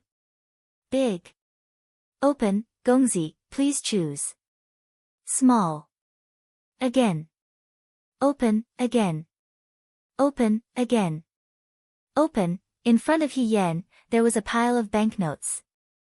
The people who laughed at her just now had already quieted down. Even a fool could see that she was not a newbie who came to play for the first time. If it wasn't for the reputation of Lutong Zhuang, others would have suspected that she was working together with the banker to deceive outsiders. The faint sound of the night watch came from outside. He Yen said, "It's getting late, I should go back." Gongzi, the bearded old man smiled, "Let's play one last round. How about we change the bet?" He Yen looked up at him, "How do we play? Let's not play big or small. I think Gongzi is an expert. How about we guess the number of the dice?" He pushed all the jewelry and banknotes on the table to the middle of the table. If Gongzi wins, these will all be Gongzi's. He Yen looked at the banknotes on the table. She had already won a lot, and she knew that this would attract other people's attention. In the past, when she was in the army, she had heard the young generals talk about the dark side of casinos, so she knew a thing or two about it. She should have stopped when she was ahead, but for some reason, Yunqing's yearning gaze when he talked about going to school appeared in her mind, as well as the one and only clothes she was wearing, which had been washed out. "Okay," she said. The crowd was in an uproar, and the atmosphere suddenly became tense. Guessing big or small and guessing numbers were two completely different things.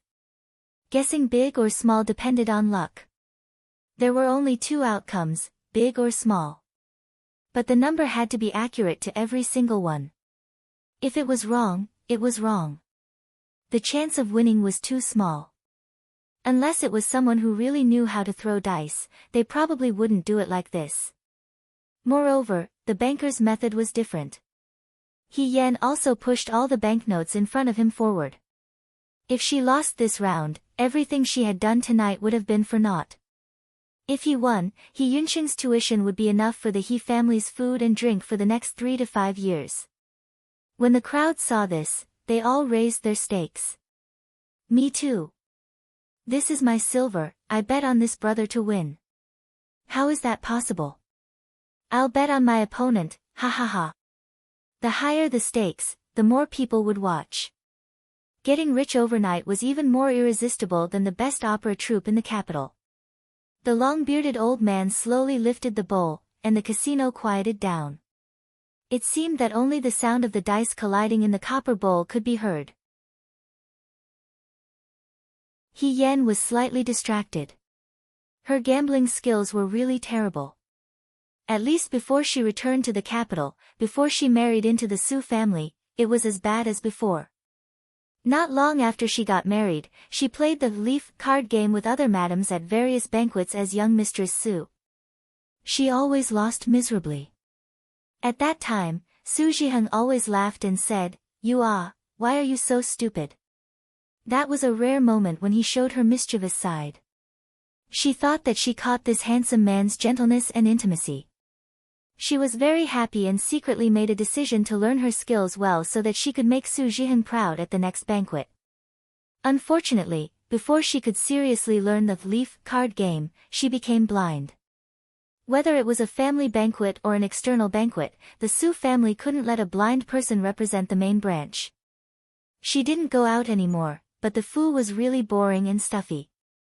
She couldn't see, so she could only learn to listen. She wanted to be a blind person who could move freely. Even if she couldn't see, she didn't need other people's help. She had always been competitive, so she started practicing again. First, she listened to the sounds and learned to distinguish shapes. Then, she slowly moved. When she was almost ready, she could use the branches in the fu as swords and secretly make gestures. It was at that time that she learned to listen to the sounds of the dice. He Yan felt that the dice were much simpler than the leaf card game. The more delicate something was, the more it tested one's hearing ability. She listened like this, and each side of the dice had a slight difference. She shook the dice in the bamboo tube and poured it on the table. She silently recited the numbers and then used her fingers to test it. At first, she always made mistakes. Once, after she finished reciting the numbers and touched the dice, she finally smiled. She succeeded. The Su family's servants secretly talked about her. They said that after the young mistress became blind, she went crazy and shook the bamboo tube in the room all day long. However, they gradually discovered that He Yan didn't need anyone's help. She could still eat, live, and travel. She could accurately distinguish each Su family servant by their voices and knew where each utensil was placed. If she didn't know that she really couldn't see, she would be no different from a normal person. Su Zhiheng praised her for being amazing. He held her hand and praised her. He Yan was very happy, but also a bit disappointed. She didn't know what she was disappointed about, but she always felt that perhaps it shouldn't be like this. Now that she thought about it, at that time, her hearing ability had been trained to perfection. She could probably hear Su Zhiheng's coldness and perfunctory tone when he spoke to her. However, her emotions made her subconsciously avoid this thought. He Yan lowered her eyes. In the end, the person involved couldn't see clearly. The sound of shaking the dice came to an abrupt end. With a bang, the bowl was upside down on the table. 1 dice, 2 dice, both of them landed. Everyone looked at He-Yen. He-Yen closed her eyes. It was as if she had returned to the days when she was in the Su family. She sat in front of the table, shaking the dice alone. She opened the lid alone. She touched each side of the dice alone. She tried to grasp the light in the darkness. 2, 5. She opened her eyes and said. The upside-down bowl and chopsticks were opened, and the 2 dice fell naked in front of everyone's eyes. At first, it was quiet. After a while, someone softly cried out in surprise. Then, one after another, cries of surprise rose and fell. He-Yen was closest to a pampered young master. He grabbed He-Yen's arm and shouted, "Master, from today onwards, you are my master. Please accept a bow from your disciple." He-Yen helplessly pulled away the young master's hand that was grabbing her arm. The long-bearded old man's smile stiffened. However, after a moment, he stroked his beard and said with a smile, "Young master, you have good skills. These silvers are all yours." After a pause, he said, "May I ask young master's esteemed name? Would you do me the honor of drinking a cup of tea with this old man before you leave?" He-Yen put all the silver notes and jewelry into her bosom and politely declined, "Nameless brat, there's no need to mention it. It's really late today. As for the tea, I'll drink it another day." After she finished speaking, she walked past everyone and quickly left Lutong Manor. The people in the gambling house continued to marvel at the gambling house. The long-bearded old man's smile didn't change. He turned around and walked upstairs. Someone bowed their head in front of him. He said, "Follow him." On the other side, the big man with a gloomy face pressed his fingers together and waved to Ding Yi behind him. He then followed him out of Lutong Manor. "You want to run away after winning my money? There's no such thing in this world, idiot." Chapter 11. The night was dark and no one could be seen in the alleyway. Occasionally, a wild cat would jump by and its soft meows would fill the capital's spring night. The young man clutched the bulging things in his arms and walked through the alleyway like a ghost. An ordinary man's wealth is his own ruin. She won so much money in Lutong Manor, so it was inevitable that she would annoy others. If she was followed on the main road and exposed, the He family would suffer more losses than gains. She didn't want to cause trouble for the He family. However, the more afraid something was, the more it would happen. He-Yen stopped. At the end of the alleyway was the street facing the road. Because it was not as lively as Lutong Manor, there were many small shops and taverns. At this moment, the doors were already closed. It was dark and there was no one. Only the moon and stars fell on the ground, illuminating a little bit of light. He-Yen turned his head and squatted down to pick up a few stones. After pondering for a moment, he suddenly turned his head and threw them. The stones were fast and sharp, like the arrowhead of an arrow. With a few puff puff puff sounds, someone fell down from the darkness. "Don't follow me," He-Yen said, "you can't catch up with me." "What if you add us?" Another voice sounded. Several people walked out from the other end of the alleyway. The burly man in the lead was bare-chested. His palm looked like it could break He-Yen's neck. "Stinky brat, it seems that you have a lot of enemies." The burly man laughed. "Didn't anyone teach you not to attract too much attention when you go to a casino for the first time?" He-Yen gathered the money in his arms and calmly replied, "Since it's my first time in a casino, naturally no one taught me." But in his heart, he thought that the people in this casino were really like what the brothers in the tent said. They were not good people. They could even break the rules they set. "You still dare to be stubborn when you're about to die," the burly man flew into a rage. "Today, I will teach you how to be a person. I will twist your arm off and make you kneel and call me grandfather." He-Yen stood in the alleyway. In front of him was the burly man and his servant, and behind him were unknown people. There was no way to escape. But she didn't even have a weapon. "Then let's see if you have the ability." She slowly clenched her fists. Arrogant. The burly man waved his hand, and the ding-yi from the surrounding families rushed forward. He himself also rushed forward, but he did not use any technique. He raised his hand and chopped toward He Yan's back. Under the moonlight, the young man lowered his body and nimbly dodged the attack. He only saw a blur in front of his eyes before he felt a heavy punch on his back. This was like adding oil to the fire. He roared furiously. When he looked at the young man again, he had already jumped onto the wall of the alley. Catch him. He Yan's stalker seemed to have understood what was going on. Someone grabbed He Yan's clothes and pulled her down. Rip, the hem of his long gown was torn open by someone. Aya. She sighed. It's broken. You're still in the mood to worry about your clothes? The burly man was so angry that his nose was crooked. He was even more furious. I'll beat you to death today. He rushed toward He Yan. This man was as big as a small mountain. When he moved, he seemed to feel the ground shaking. In addition, he had many servants. If he wanted to teach this young man a lesson, it would be easy. But today, he kicked an iron plate for the first time. This young man looked young, but for some reason, he was like a loach. He was slippery and no one could catch him. He shuttled back and forth in this group of people. He didn't attack much, but every time he hit a vital point. Not long after, the servants and guards were beaten to the ground. He Yan dodged the burly man's punch. She turned around and kicked the man's abdomen. Unfortunately, her movement was a little crooked. The burly man screamed in a moment. Sorry, I didn't do it on purpose. She was a little guilty. After all, this body and her skills were not well coordinated. She couldn't hit the target with her punches. The burly man covered his lower body and fell to the ground moaning.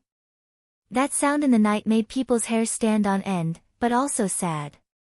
He Yan bent down to pick up the silver on the ground. She worked hard for the whole night and even fought a fight. It wasn't easy to earn the silver, so she couldn't let others take advantage of it. The moonlight fell on the ground. The ground was full of silver and jewelry. The young man bent down to pick them up. It was like a scene in a fairy tale where a scholar accidentally stumbled into a fairyland and accidentally saw treasures everywhere. He couldn't help but take them for himself. He Yan thought of this and found it funny. She laughed. She picked up the silver and looked at the people who were groaning on the ground. She was about to run away when she suddenly heard a gentle voice. Little brother, you dropped your silver. He Yan looked back. She saw a young man standing at the door of the pub with the lights out. He was wearing an indigo wide-sleeved robe. The robe swayed in the wind, making his figure look even thinner. His fine black hair was tied up with a blue jade crown. He had long eyebrows and thin eyes. He looked extremely gentle and refined, like a fairy. He had a smile on his face as he took a step forward. There was a piece of silver in his palm. He Yan must have dropped it during the battle just now. She had already sensed that there was someone else in the pub. However, the other person was here from the beginning. He didn't come out and didn't want to participate in the fight. He was probably just a passerby, so she didn't care. She didn't expect to see this person at this moment. He Yan had seen many men. In her previous life, she had interacted with men as a man. Most of the men she met were brave men like the burly man tonight. They couldn't be considered handsome, let alone beautiful. Su Zhiheng was handsome and elegant. He was one of the good-looking men she had met. However, compared to the man in front of her, he seemed to be inferior. She was just thinking that when she went to pick up the silver, it was like a story in a fairy tale. Now it seemed even more like it. A poor young man met a real immortal and was shocked by the immortal's appearance. Was the immortal going to give the young man pointers? The closer she got, the more she felt that the man was like the immortal in the murals. The immortal saw that she didn't speak, so he reminded her, little brother. He Yen came back to her senses. She took the piece of silver that she almost threw away from the man's hand and said with a smile, "Thank you." The man smiled again. "You're welcome." He Yen turned and left without looking back. She walked very fast, like a wild cat skimming over the wall. In a few moments, she disappeared. No one could catch up with her. In the night, another person came out and walked to the side of the man in blue. He whispered, "Fourth young master, that young man, he should be passing by.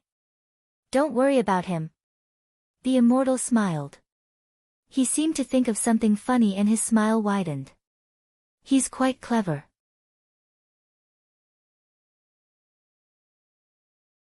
Chapter 12. He Yen took the money and returned home. Qing Mei didn't notice that He Yen was fumbling for the small box of rouge and face powder on the table. He poured everything inside and threw the silver and jewelry he won tonight into the box. Then, he groped around in the dark and went to bed. She was probably in a good mood after winning the money. She also solved her worries. That night, she slept very soundly. In her dream, she was gambling with her brothers in the tent. The men in the army shouted at the top of their lungs, "Open! Open!"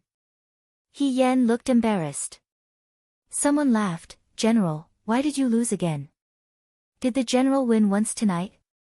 The deputy general pretended to shake his head, "Aya, the general is not good in this aspect." "Get lost, what do you mean by not good or not good? Haven't you heard of the saying that if you are frustrated in love, you will be successful in gambling? The general is frustrated in gambling, but he is invincible in love. What does an old bachelor like you know?" He Yen heard this and laughed. She laughed and laughed. Then, she felt someone pushing her. She opened her eyes and saw Qing Mei's face. "Miss, what good dream did you have? Why are you laughing so happily?" The sunlight had already reached the window sill, and the room was bright.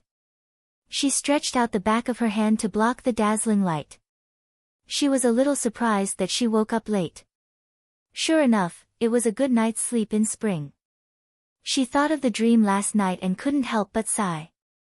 The men in the past said that her gambling skills were bad, so she was successful in love. They were completely wrong. However, in a way, they were right.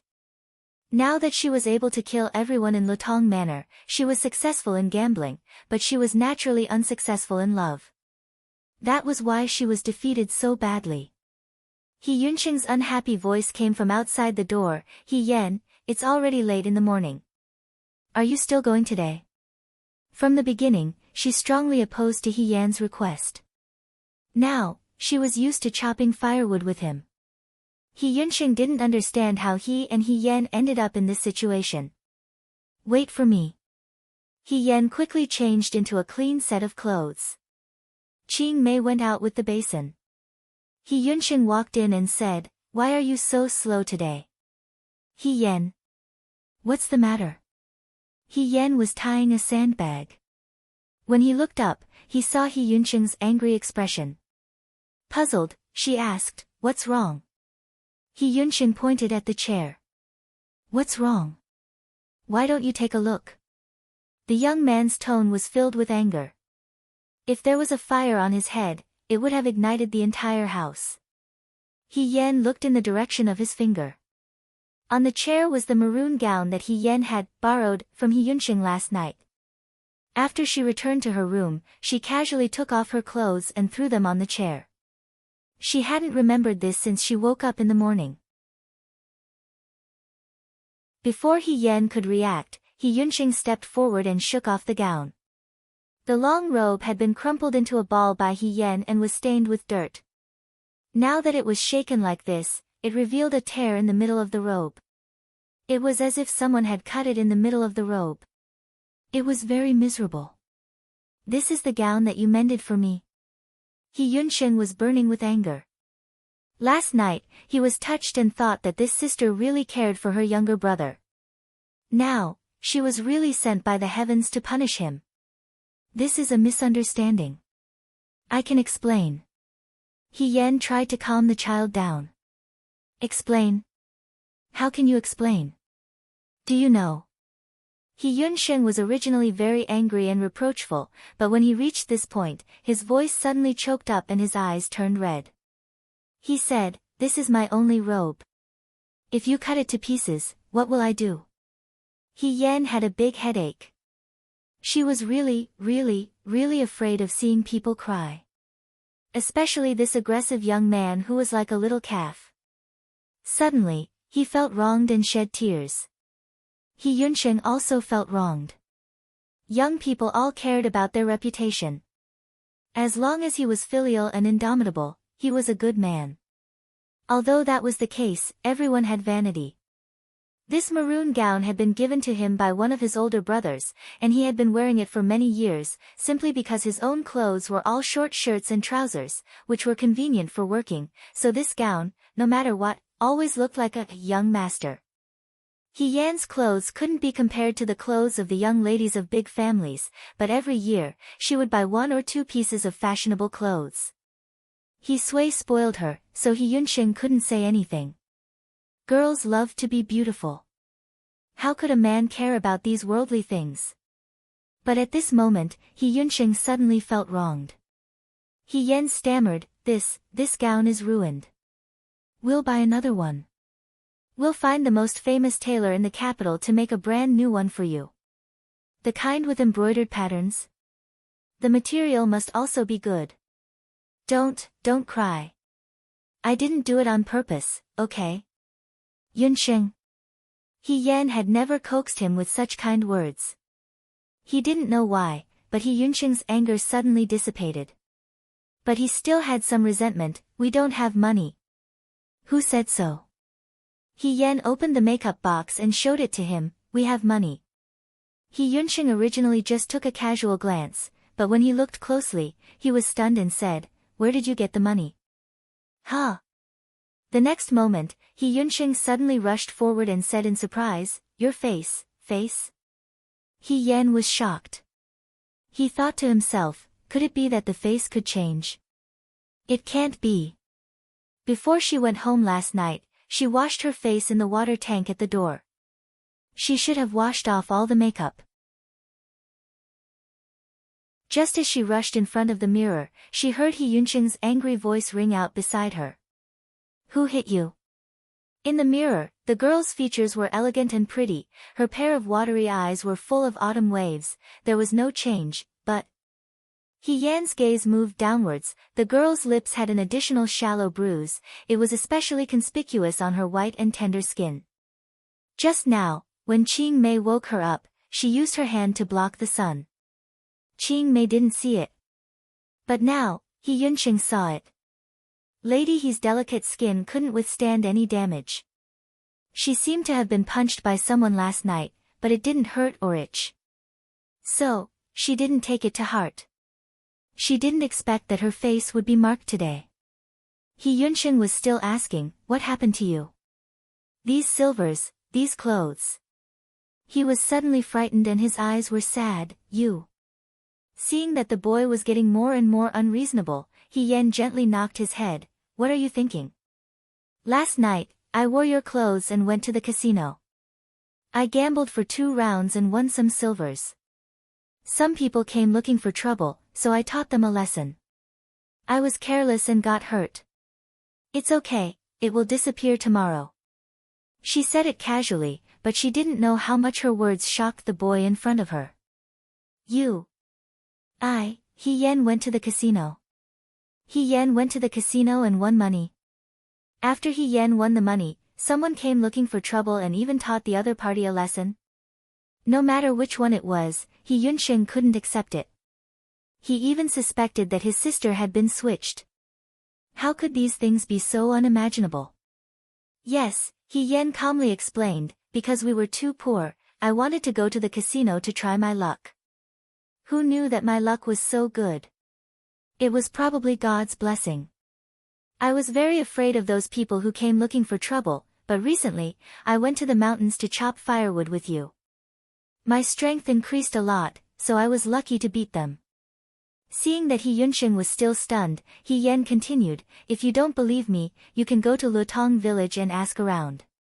Last night, a boy wearing a maroon robe won a lot of money. I'm not lying to you. He Yunqing's mind was a mess. Seeing that He Yan was full of confidence, it seemed that what she said was true.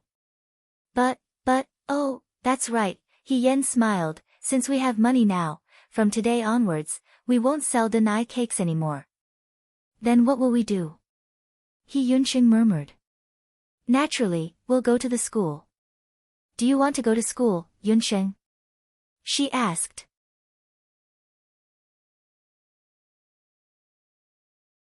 Chapter 13. He Yunqing's mind was still thinking about what He Yan had said just now when he stepped out of the door. Do you want to go to school, Yunqing? Of course, he wanted to. There were teachers in school and teachers in martial arts. He could study with other youths of the same age. When the time came, whether it was the imperial examination or the military examination, he would be able to rely on himself to find a future. It was not like what he was doing now, where he was just randomly cultivating his qi. It was really terrible. In the past, his family did not have money. But now, they had money. He Yunqing's suppressed desire was gradually born again. He sneaked a glance at the young girl walking beside him. He Yan.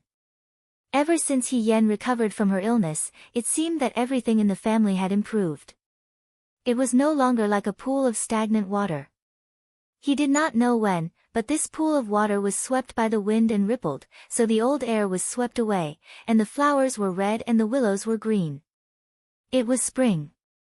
He Yan noticed his gaze and suddenly touched the veil on her face. She warned him again, you said that when you see father later, you are not allowed to reveal anything.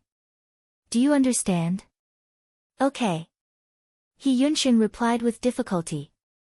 The drill ground was in a large empty space on the east side of the city gate. He Yan had never been there before.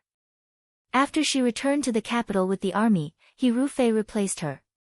After that, she was not able to participate in any of the general Feihong activities. It was just that when she went on an outing as young Mistress Su, she happened to pass by it once. At that time, she looked forward to it very much. The drill ground in the capital was still very big. The flag on the flagpole was flying. Sometimes, the generals would review the troops here. That was very spacious. However, in the recent years of peace and prosperity, the drill ground had almost become a place where the children of the rich played riding and shooting. There were archery targets and running tracks everywhere. The weapons on the weapons rack were dazzling. When He Yan walked to this place, she could not take her eyes off it. She once had a sword called Qing Lang. It was indestructible and could cut through iron like mud. It accompanied her on the battlefield for many years. When she married into the Su family, she did not bring it along, even if she wanted to. He Yuanqing said to her, the Su family is a scholarly family. If you bring a sword with you, I'm afraid your husband and mother-in-law won't like it. He Yuanliang, her biological father, also advised her with concern, it's inauspicious. Therefore, she left Qing Lang at home and instructed her family to take good care of it. However, when he returned home after the wedding, Qing Lang was hung on He Rufei's waist. She questioned He Rufei, but before He Rufei could say anything, He Yuanqing said, if it weren't for the fact that it's General Feihong now and the sword isn't here, people would be suspicious. That's right, that's right. In any case, you won't be able to use it in the future. He Yuanliang supported. Her joy of returning home was like being doused with cold water, chilling her from head to toe.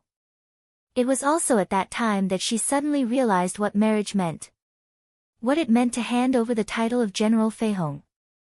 It meant that from now on, she was the Su family's eldest young mistress, the He family's second daughter. She would be at home assisting her husband and teaching her children.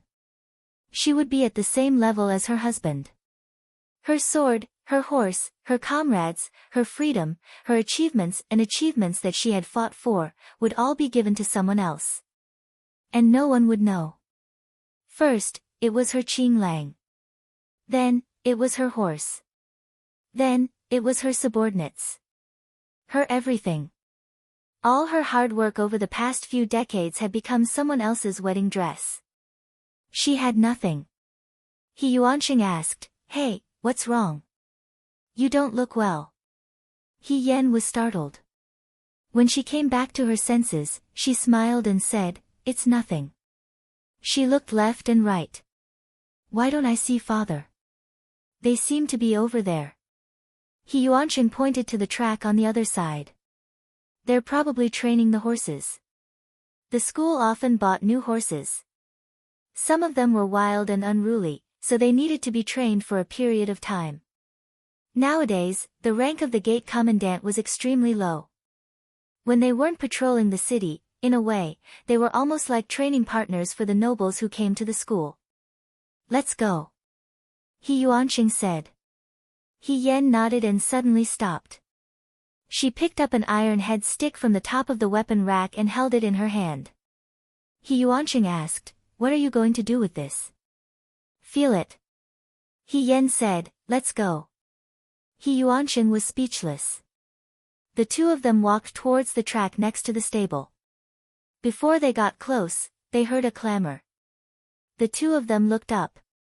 Two horses galloped past in front of them. On one of the horses sat a young master in brocade clothes.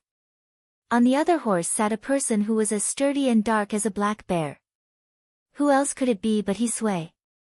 Who was He Sui racing with? The young master is so awesome. The manservant who was watching next to him looked excited. 3 races, and he won every time. "Oh, it's already been 3 races." He Yan raised his head and looked over.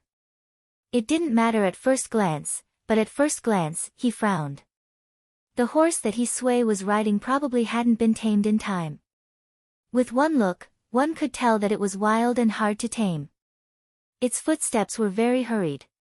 He Sui was already struggling to ride this horse. That young master in embroidered clothes even deliberately used his own horse to knock He Sui's horse. He Yan even saw that his horse whip hit He Sui's horses, but the wild horse was alive and kicking and almost threw He Sui off. He Yuanqing called out, "Father!" His heart was in pain. The young master in brocade clothes laughed. This battle was finally over. He Sui's horse came to a stop. When it came to a stop, it was with great difficulty. It struggled on the spot for quite a while before it finally calmed down. The young master in brocade clothes had already been helped off the horse. He said proudly, "Commandant, he is still not good enough.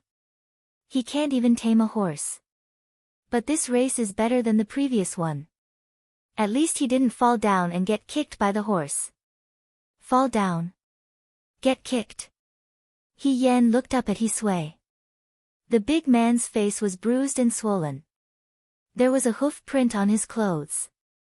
Obviously, he fell down hard. This guy. She couldn't help but feel a little angry. The young master in brocade clothes smiled and threw out a silver ingot. "Good, good. I'm very happy. This is for you." The silver ingot fell to the ground.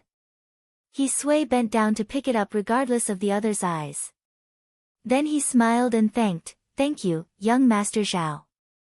He Yuanqing had never seen his father's humble side. He was furious and shouted, "What are you thanking me for? Can't you see he is playing with you?" "Yuanqing." He Sui saw He Yan and his son.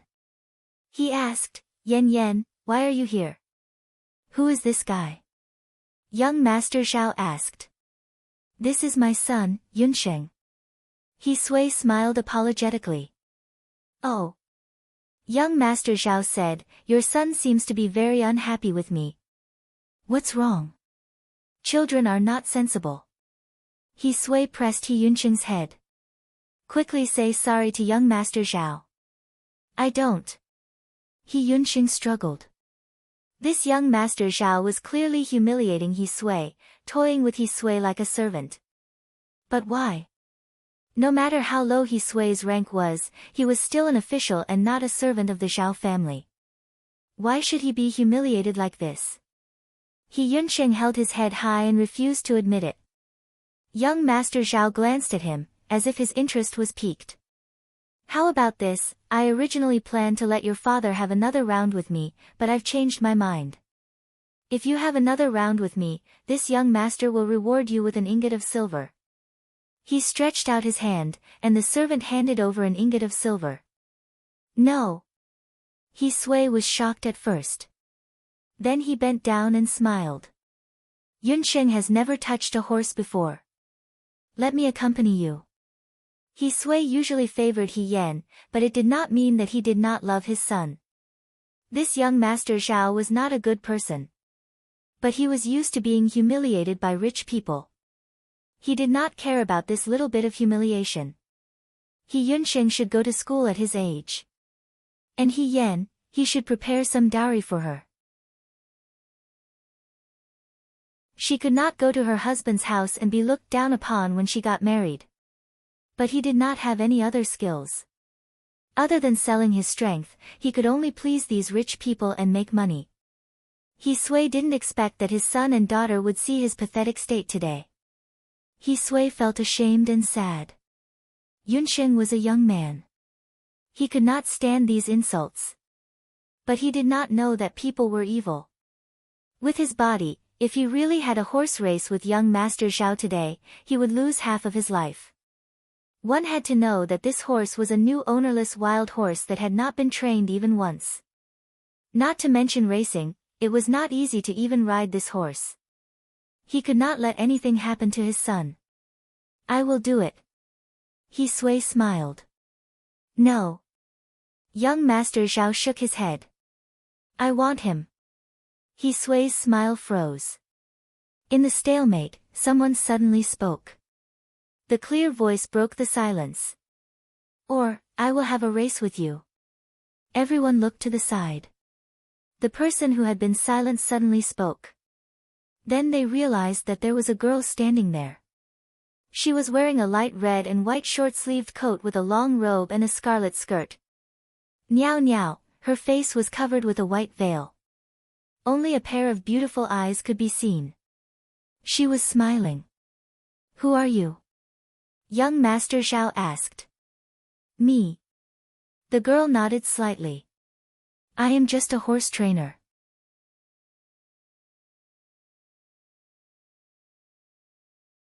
Chapter 14. Me? I'm just a horse trainer. The girl put her hands behind her back and held an iron rod. She shook it playfully and said in a relaxed tone. Yen yen.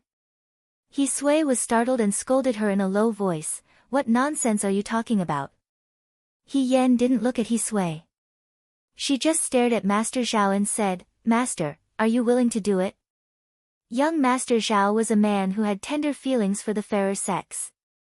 Although this young girl had a veil covering her face, he could tell that her appearance was not bad.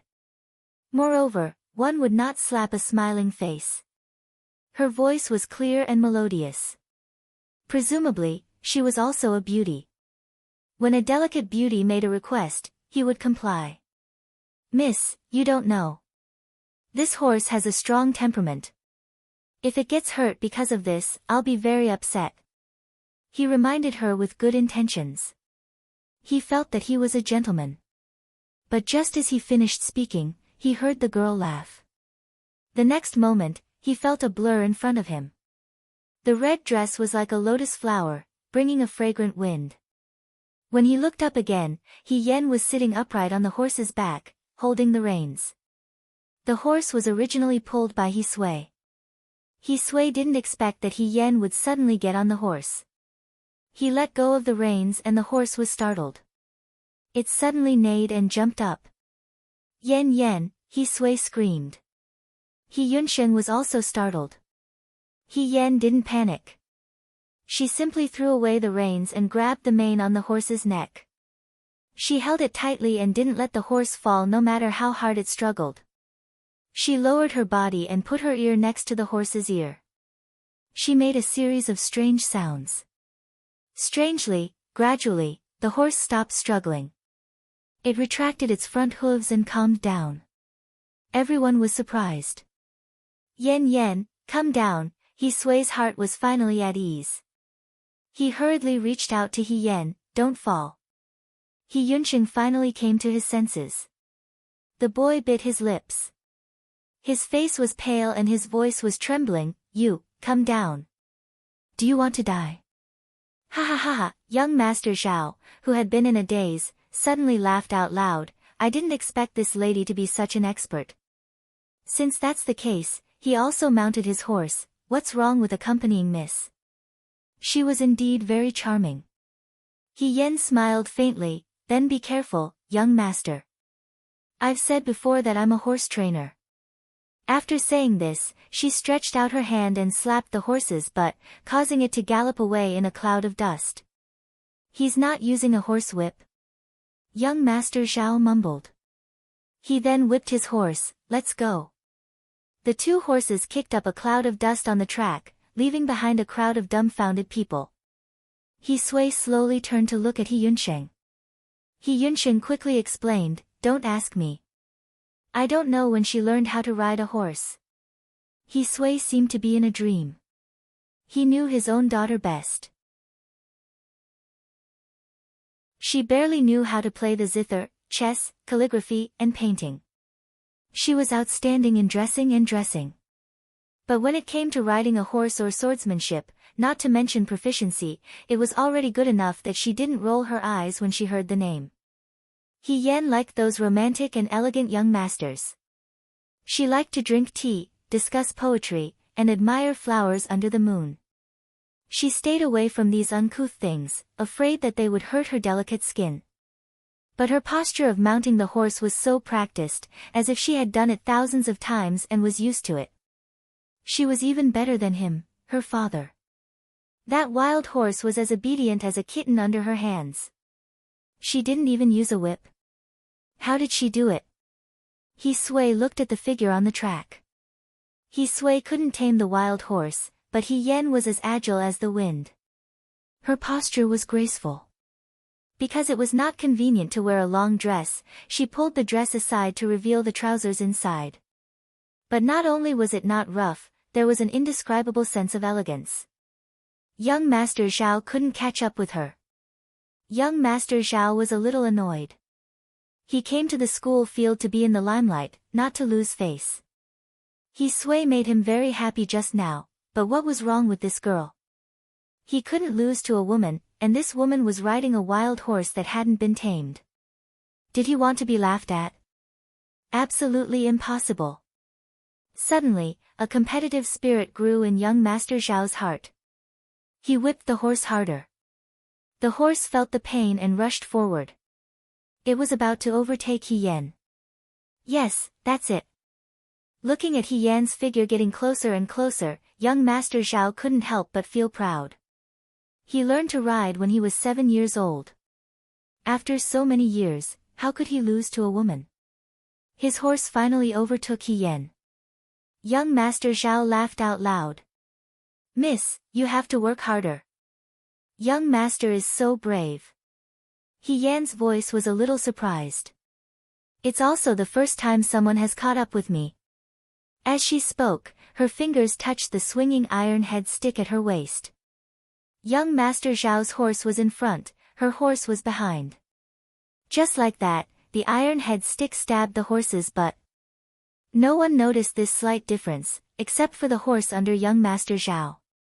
The horse was startled and suddenly staggered. Young Master Zhao was caught off guard. His hand loosened, and the horse whip fell down. The next moment, the horse under him didn't listen to his command and rushed forward. Young Master Zhao didn't know what to do. He tightened the reins, but it was useless. "Stop, stop!" he screamed. He was dizzy on the horse's back. A woman's anxious voice came from behind. "Young Master Zhao. Young Master Zhao, are you okay? Save me." Young Master Zhao was so scared that his voice became sobbing. "Tell it to stop." He Yan frowned in the distance. What happened? Why did I hear that young Master Zhao shouting for help? He Yan was shocked. At the end of the track, there were 2 horses running towards them. Young Master Zhao's horse was in front, but he didn't have a whip in his hand. Instead, he was holding the reins tightly and crying. He Yan was anxiously calling from behind, but she was as steady as Mount Tai. Young Master Zhao's horse seems to be startled. He Yan quickly went to the stable to get the horse. I'll go help. Young Master, the servant's face turned green. Nothing must happen to you. Young Master Zhao was wailing like a ghost and howling like a wolf on the horse. He Yan used one hand to pick her ear. So noisy. Such an arrogant boy. If she didn't scare him to death, she wouldn't be called He Yan. In the past, there were many new recruits who thought they were better than others. In the end, they obediently accepted the reality. In this world, there was always someone better than you. As a person, it was better to keep a low profile. When she was done admiring the scenery, she saw He Sui starting to lead his horse over from afar. Only then did He Yan slap the horse's butt again, causing it to stop. She flew off the horse, her movements like lightning, one hand holding the iron head stick horizontally in front of young Master Zhao's horse's neck. The horse was abruptly stopped in its tracks and stood up. He Yan pulled the reins and shouted. Shoo! The horse quieted down. The wind blew, rolling up the white veil on her face. In a glimpse, the woman's face was revealed. It was only for a moment, but it was quickly covered by the white veil. Okay. She said to the man who was crying on the horse's back. You can come down now, young Master Zhao. Woo woo, woo woo, young Master Zhao started to cry.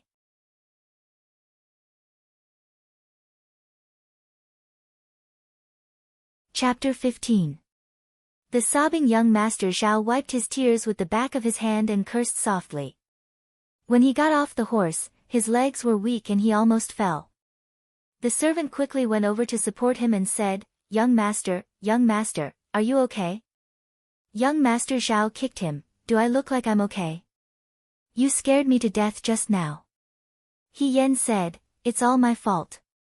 If I didn't insist on having a horse race with young Master wouldn't have been frightened. She was very apologetic and sincerely apologized. I hope young Master won't take it to heart. Mind? What could he mind? The other party was his savior, how could he mind? Young Master Zhao forced a smile, but he was still holding back his anger. He looked at the main culprit's mount, which was still chewing on the grass with its head lowered. He was furious and waved his hand, this traitorous beast, it almost caused this young master to be injured. Drag it out and behead it. I'm going to cut him into pieces and make him into dried horse meat. He Yunxing frowned, and He Yan's smile became cold. Horses, for a general, were not only a mount, but also a comrade who went through life and death together. They couldn't speak, but they would carry soldiers and charge into enemy lines. They couldn't communicate, but they would whine sadly after their master died, and even go on a hunger strike. They were loyal to their master, just like how their master loved them. Young masters from rich lands never understood the cruelty of the battlefield, so they couldn't understand the friendship between a man and a horse. People were divided into noble and lowly. A bastard was not worth his hesitation. If he wanted to kill it, he would just kill it. Why should he care about other things? This is a good horse, He Sui said. He advised, Young Master, you should think twice before you act. This is this young master's horse. Young Master Zhao had nowhere to vent his anger, and He Sui just bumped into him. He sneered, I can do whatever I want. He pulled out a dagger from his waist, and said, I'm not only going to kill it, I'm going to kill it here. The hilt of the dagger was inlaid with a pigeon egg-sized ruby, and the scabbard was made of gold. It was gorgeous. Now, the tip of the knife was pointed at the horse that was gnawing on the grass. The horse still didn't know that its master had the intention to kill it. It swung its tail leisurely. Young Master Zhao's eyes were filled with killing intent as he thought of a good idea. Since this horse had frightened him and caused him to lose face, he might as well kill it right here and now. Firstly, it would help him vent his anger, and secondly, it would show off his bravery and regain some face. He shouted at the servant, "Catch it for me." He Yan's palms moved slightly, unconsciously his hands reached for the iron cudgel on his waist. She could not see the horse die because of her. There was no reason for him to make a move. The horse was held down by a few manservants.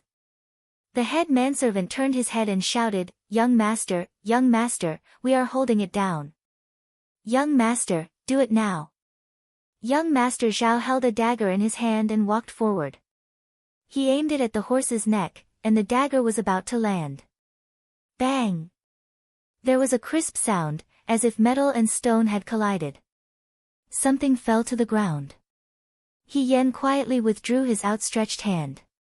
The dagger in young Master Zhao's hand had already fallen. Young Master Zhao was holding his wrist and crying out, "Io, Io." Who is it?" He stomped his feet in pain and did not forget to curse, "Who the hell flicked me?" "It's me." Someone's voice came from behind. This voice. He Yan's heart skipped a beat, and he turned around to look. He did not know when two people had appeared behind him, and they were both riding on horses. The young man on the left was wearing a licorice yellow robe with a round collar and slanted lapels. Such a provocative color made him look extremely lively. His lips were red and his teeth were white. He was smiling brightly, and his eyes were clear. There was a rare childlike innocence in him. He was a young man in high spirits. As for the young man on the right, He Yan's eyes lit up. It was spring. The willows were new, and the ice and snow had melted. In the city of spring, there were people parting the flowers and brushing the willows. The young man in yellow was already very handsome, but this young man's eyebrows and eyes were even more beautiful than him. His face was like a beautiful jade, and his eyes were like stars. His eyes were gentle, but they were slightly raised at the end, like the reflection of autumn water. It was a good color that could stir people's hearts, but because of his gaze, it was as cold as ice. He was not as lively as the young man. He wore a silver crown on his head, and his black hair flowed down.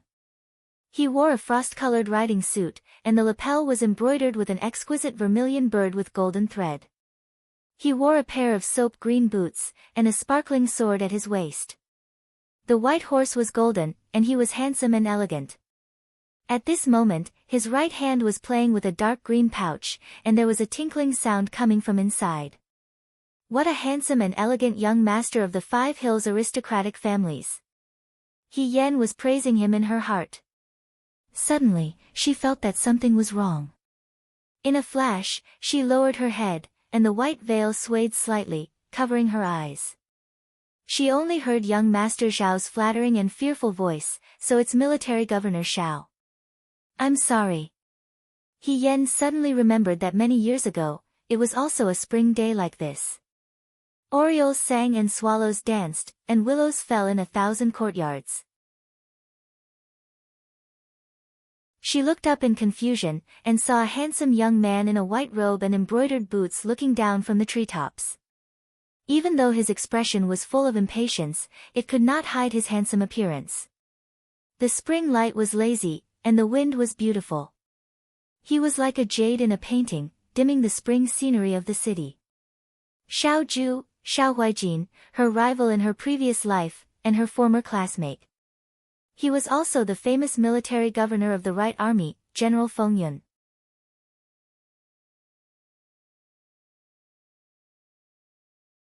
Chapter 16. He Yan lowered her head as the wind blew the white veil on her face. Beside her, she heard He Yunsheng suck in a breath of cold air. He seemed to mutter in a low voice, "Commander Xiao."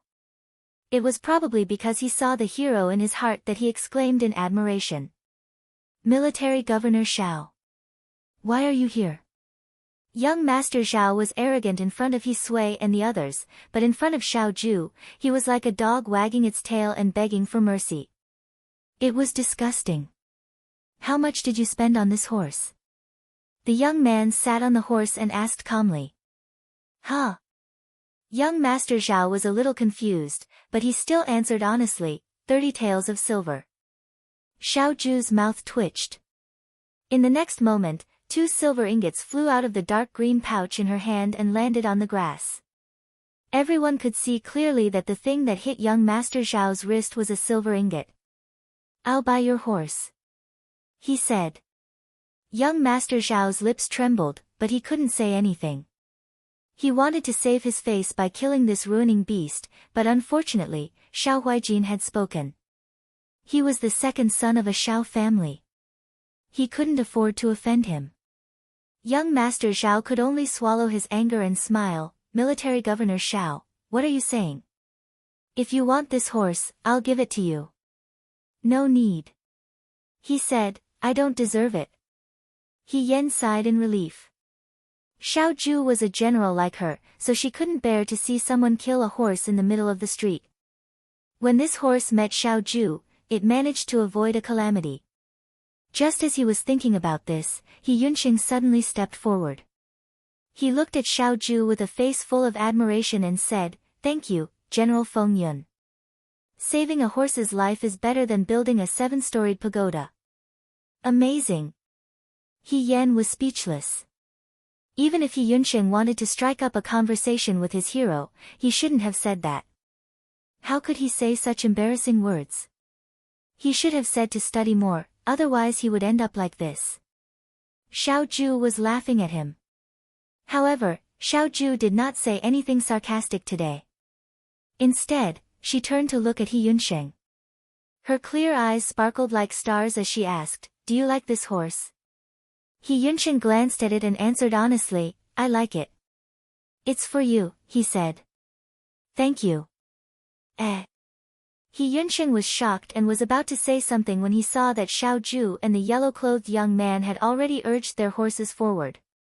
He didn't want to stay here any longer and could only chase after them for a few steps before stopping and looking at their backs disappointedly. He Yen walked up to him and waved his hand in front of him. "Are you back to your senses?" He Yunxing retracted his gaze and turned around. "Where's Xiao?" "He left long ago." He Yen rolled his eyes, as if he couldn't stand He Yunxing's silly look. "When you were looking at second young Master Xiao." Even if young Master Xiao was unwilling, he didn't dare to cause trouble for Xiao Zhu. He could only take the money and leave angrily. He Yunxing walked up to the horse that was abandoned by its owner. He touched the horse's head as if he was caressing a lover's keepsake and said, "This was given to me by General Feng Yun, then why don't you bring it back and worship it? Set up a memorial tablet?" He Yen asked. He Yunxing glared at her. "What do you know? If Military Governor Xiao didn't pass by just now, this horse would have been killed by that Zhao guy. Military Governor Xiao is indeed a young hero. When he sees injustice on the road, he pulls out his sword to help." "Stop, stop, stop." He Yen interrupted him. "Say something else." She thought that He Yunxing was indeed a child who didn't know the evils of the world. Xiao Huaijin wasn't a chivalrous hero who saw injustice on the road. This person was very heartless. "Yen, why did you come out wearing a veil?" He Sui, who hadn't spoken much, finally found a chance to speak. "Also, how did you know how to ride a horse? Father was scared to death just now. You can't be so reckless in the future. If something happens to you, how can I explain it to your mother in the future?" He Sui spoke much more to He Yen than to He Yunxing. "This is my recent makeup. It's a trend in the capital to wear a veil when going out. It looks mysterious and beautiful." He Yen spoke nonsense seriously. "Father, do you think it doesn't look good?" He Sui, good. It looks very good." He Yunxing rolled his eyes. He Sui actually believed such a clumsy excuse. He Sui naturally believed it. He didn't know much about these girls' playthings. He only knew that He Yen always liked to dress up. It was natural for her to follow the trend. Moreover, he would never think that his arrogant and weak daughter would go to a gambling den to fight with others. It must have been a mistake. As for riding a horse, I learned it with a friend. I only know a few tricks. I'll practice more in the future. He Yan said vaguely. On the other side, Xiao Ju and the boy in yellow were riding their horses out of the school grounds. It was really interesting just now. The boy in yellow laughed. Uncle, did you see that? The girl on the horse secretly did something. That's why that Xiao guy fell. It was fun. Xiao Ju's expression was indifferent. He did see it. They just happened to pass by the outskirts of the school grounds. The girl's movements were agile. When that Xiao guy wanted to kill the horse, he believed that even if he didn't say anything, she would have done it. Her hand was already reaching for the iron head stick at her waist. It's a pity that she kept her head down. I didn't see what she looked like. The boy in yellow rubbed his chin. Why don't we go back now and ask for her name? Maybe we can see what she looks like. Go by yourself. Xiao Ju was unmoved. That won't do. She looked at you before lowering her head. She must have been shocked by Uncle's beauty and became shy. I think that there are more interesting girls in the capital recently. A few days ago, I saw the girl at the bottom of the drunken jade tower who fought against 10 people by herself. Today, I saw the girl riding a horse at the school grounds. There are so many good girls in the world. Why can't any of them belong to me?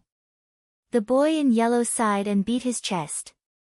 Xiao Ju looked at him calmly. Qing Li Su, if you don't shut up, I'll send you back to the Qing family. No. The boy named Qing Li Su immediately sat up straight. You're my biological uncle. You can't just watch me die. I'm relying on you now. As they spoke, they suddenly saw a few people standing not far from the weapons rack. The leader was a young man in blue. He was thin and looked like an immortal. He looked at them with a smile. They didn't know how long he had been standing there, but from where he was, he must have seen everything that happened at the school grounds. Isn't this the fourth young master of Shi Jin's household? Qing Li Su whispered. Why is he here? Xiao Ju didn't answer. The horse stopped and Qing Li Su showed his usual warm smile. Isn't this Brother Xylan? Why is Brother Xylan here? This was the fourth son of Shi Jin, Chu Zhao. I was just walking around. I didn't expect to meet Military Governor Xiao and young Master Qing here. Chu Zhao smiled. Are you also here for a walk? Of course. The spring weather is so good these days.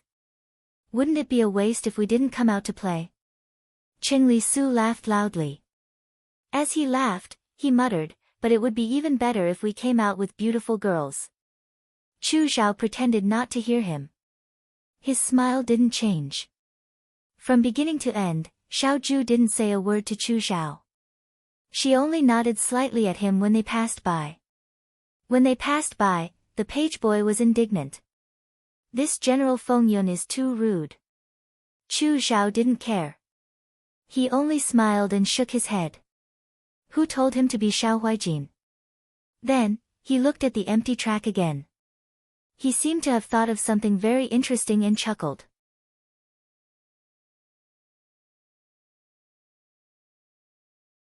Chapter 17. He went to the drill ground empty-handed, and when he came back, he had a horse in his hand.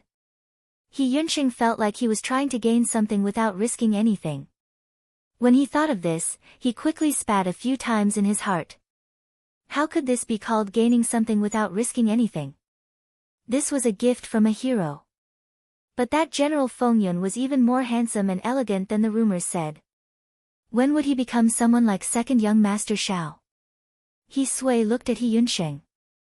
The young man's face was full of reverie, and he didn't know where his mind was. It was rare to see him so energetic. He looked at He Yen. Although his face was covered, he seemed to have a lot on his mind. What's wrong with this son and daughter? On the way back, they didn't say anything, each thinking about their own things. He Yunsheng could say that Xiao Huaijin had given him a horse, but why was He Yen also silent?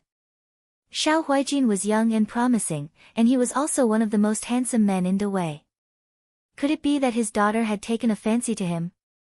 What should he do? Young Master Fan had just left, and now Military Governor Xiao had come. There were countless young Master Fans in the capital, but there was only one Xiao Huijin in Dawei. When he thought of this, He Sui felt a headache coming on. The three of them returned home with a lot on their minds. Aunt Li, who sold tofu next door, looked at them curiously. She even pulled He Sui aside and asked with concern, "Brother He, did something happen at home? It seems like Yan Yan and Yunsheng have something on their minds." He Sui didn't know what to say. When they entered the room, Qing Mei had already prepared dinner. Everyone was eating porridge. As they ate, He Sui finally remembered to ask, "Yan Yan, why did you come to the drill ground today?" He Yunsheng was fine, but He Yan never came to the drill ground. He Yan collected his thoughts and said to He Sui, "It's like this. Originally, I wanted to tell father that Yunsheng should enter school at his age. The martial arts he learned on a daily basis were not as good as his master's teachings. It's not too late now. Spring is the time to start school. What do you think, father?" He Sui opened his mouth. For a moment, he didn't know whether to be gratified that his daughter was starting to worry about her brother or worried that he couldn't answer He Yan's question. "Yan Yan, I've thought about this before, but right now, I'm still short of some money." He scratched the back of his head awkwardly. "I might have to wait a little longer. When I get my monthly salary, I'll raise some more money." If it wasn't for this, he wouldn't have tolerated young Master Zhao's humiliation. He Yunsheng lowered his head to eat, but his ears were pricked up. He knew that it was not easy for his father to earn money. He always felt that if he brought it up, it would be unfilial of him. He Yan finally said these words that were hard to say, and he let out a sigh of relief. "You don't have to worry about the silver." He Yan got up and walked into the inner room. After a while, she came out with a makeup box. She opened the makeup box. He Sui and Qing Mei were dazzled by the jewelry and silver inside. He Sui's chopsticks fell to the ground. "Yan Yan, where did this silver come from?" "Yunsheng went to Lutong village and won it." He Yan answered fluently. He Yunsheng spat out a mouthful of porridge. He Yan blinked at him. Her expression didn't change when she lied. "Yunsheng's luck is really good. The first time he went to Lutong village, he won a lot of silver. I counted it. The silver is enough for us to use for a few years." He Yunsheng moved his lips, but didn't say anything. What could he say? He Yan said that the person who gambled was him. He Sui didn't believe it. Even he didn't believe it. Moreover, He Yan was wearing his clothes that day. Other people only remembered that he was a teenager. He really couldn't explain himself. Moreover, when he thought of the scene when He Yan stood up for him and raced the horse with that surnamed Zhao, he couldn't help but feel a sense of pride. Just take it as being loyal. He will take the blame for this. He Yunsheng said, "Yes, I won it from gambling. Father, let's take this silver to school." He Sui looked at him steadily. "You won this at the casino?" "Yes. The first time you went to the casino, you won a big victory." "Indeed. Indeed, indeed." He Sui flew into a rage. He slammed the table, picked up a piece of wood from the table, and hit He Yunsheng. "You unfilial son. You actually dared to go to Lutong village. Your father worked hard to provide for you, but you actually dared to go to Lutong village. Do you have any shame? How can you face your dead mother?" He Yunsheng covered his head and scurried away. "Father, it's because our family is too poor. If you didn't tell my mother, how would she know? You're still quibbling. Where did you learn this dissolute habit? Go to the casino." He Yunsheng, "I think you're going to overturn the heavens." He Yan silently shrank into a corner of the room. What a close call, what a close call. He Yunsheng had to take the blame for this. He Sui knew that she was the one who did it. What if she accidentally hit He Sui back and hurt him? Then she would really be an unfilial daughter. After a round of chaos, this matter finally came to an end. In the end, He Yunsheng was beaten up, but he still managed to gloss over this matter. The next step was to consider which school in the capital to choose for He Yunsheng. It would be best to choose a school that had both martial arts skills and skills. It couldn't be too bad or too good.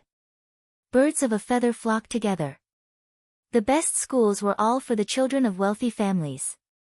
It was inevitable that He Yunsheng would be contaminated with some bad habits. He Yunsheng sat in He Yan's room and tapped the small comb on the table against the lampstand. He said, "I can't find a good school after so many choices. It's really giving me a headache. It's not something that can be decided in one night." He Yan glanced at him. "There's still plenty of time in the future." He Yunsheng curled his lips. "Now that you're experienced and knowledgeable, don't you know which school in the capital is the best?" "I don't go to school." "What do I know?" He Yan said, "I know about gambling." He Yunsheng said, "Then I really underestimated you." He Yan smiled at him. "Thank you for the compliment." Thinking about the beating he received tonight, He Yunsheng felt sullen again. He said, "I'm going to feed the horses." Then he left. After He Yunsheng left, Qing Mei took away the basin for washing up. He Yan blew out the candles, took off his shoes and went to bed. The windows were not closed. In this kind of spring night, she did not feel cold. The moonlight came in through the window and overflowed the table. She looked at the table and thought of Xiao Ju she met during the day. At that time, she was in a panic. She was afraid that Xiao Ju would recognize her, so she lowered her head. But later, when she came back to her senses, she was no longer He Yan. Even if they were face to face, Xiao Ju would not recognize her. Moreover, she always wore a mask in the past. The last time she saw Xiao Ju seemed to be a long time ago. At that time, he was not as cold and indifferent as he was now. He was an arrogant but undisciplined youth. The best school in the capital was called Xianchang School. Today, Dawei's two famous generals, General Fengyun and General Feihong, both came from this school. Come to think of it, she and Xiao Ju had only been classmates for a year.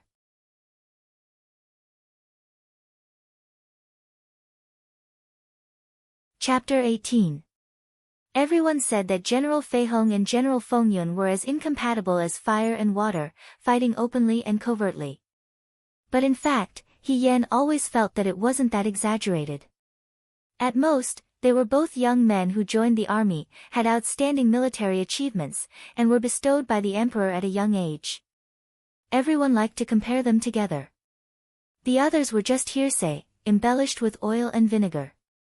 After being passed around, they became unfamiliar books, making people not know whether to laugh or cry. At least in the heart of the 14-year-old He Yan, she definitely didn't have the slightest bit of hostility towards this young master of the Shao family. At that time, she had already disguised herself as a man for many years, and being He Rufei was a piece of cake. There was only one thing that was slightly difficult, and that was that at this age, boys should have long gone to the academy to learn from the teachers. Men and women were different. Women could invite teachers to come to the residence to teach, but men didn't have such a thing. The He family had always invited teachers to teach in the residence, but as they grew older, it wouldn't be good if word got out. In the end, the He family still wanted to save face.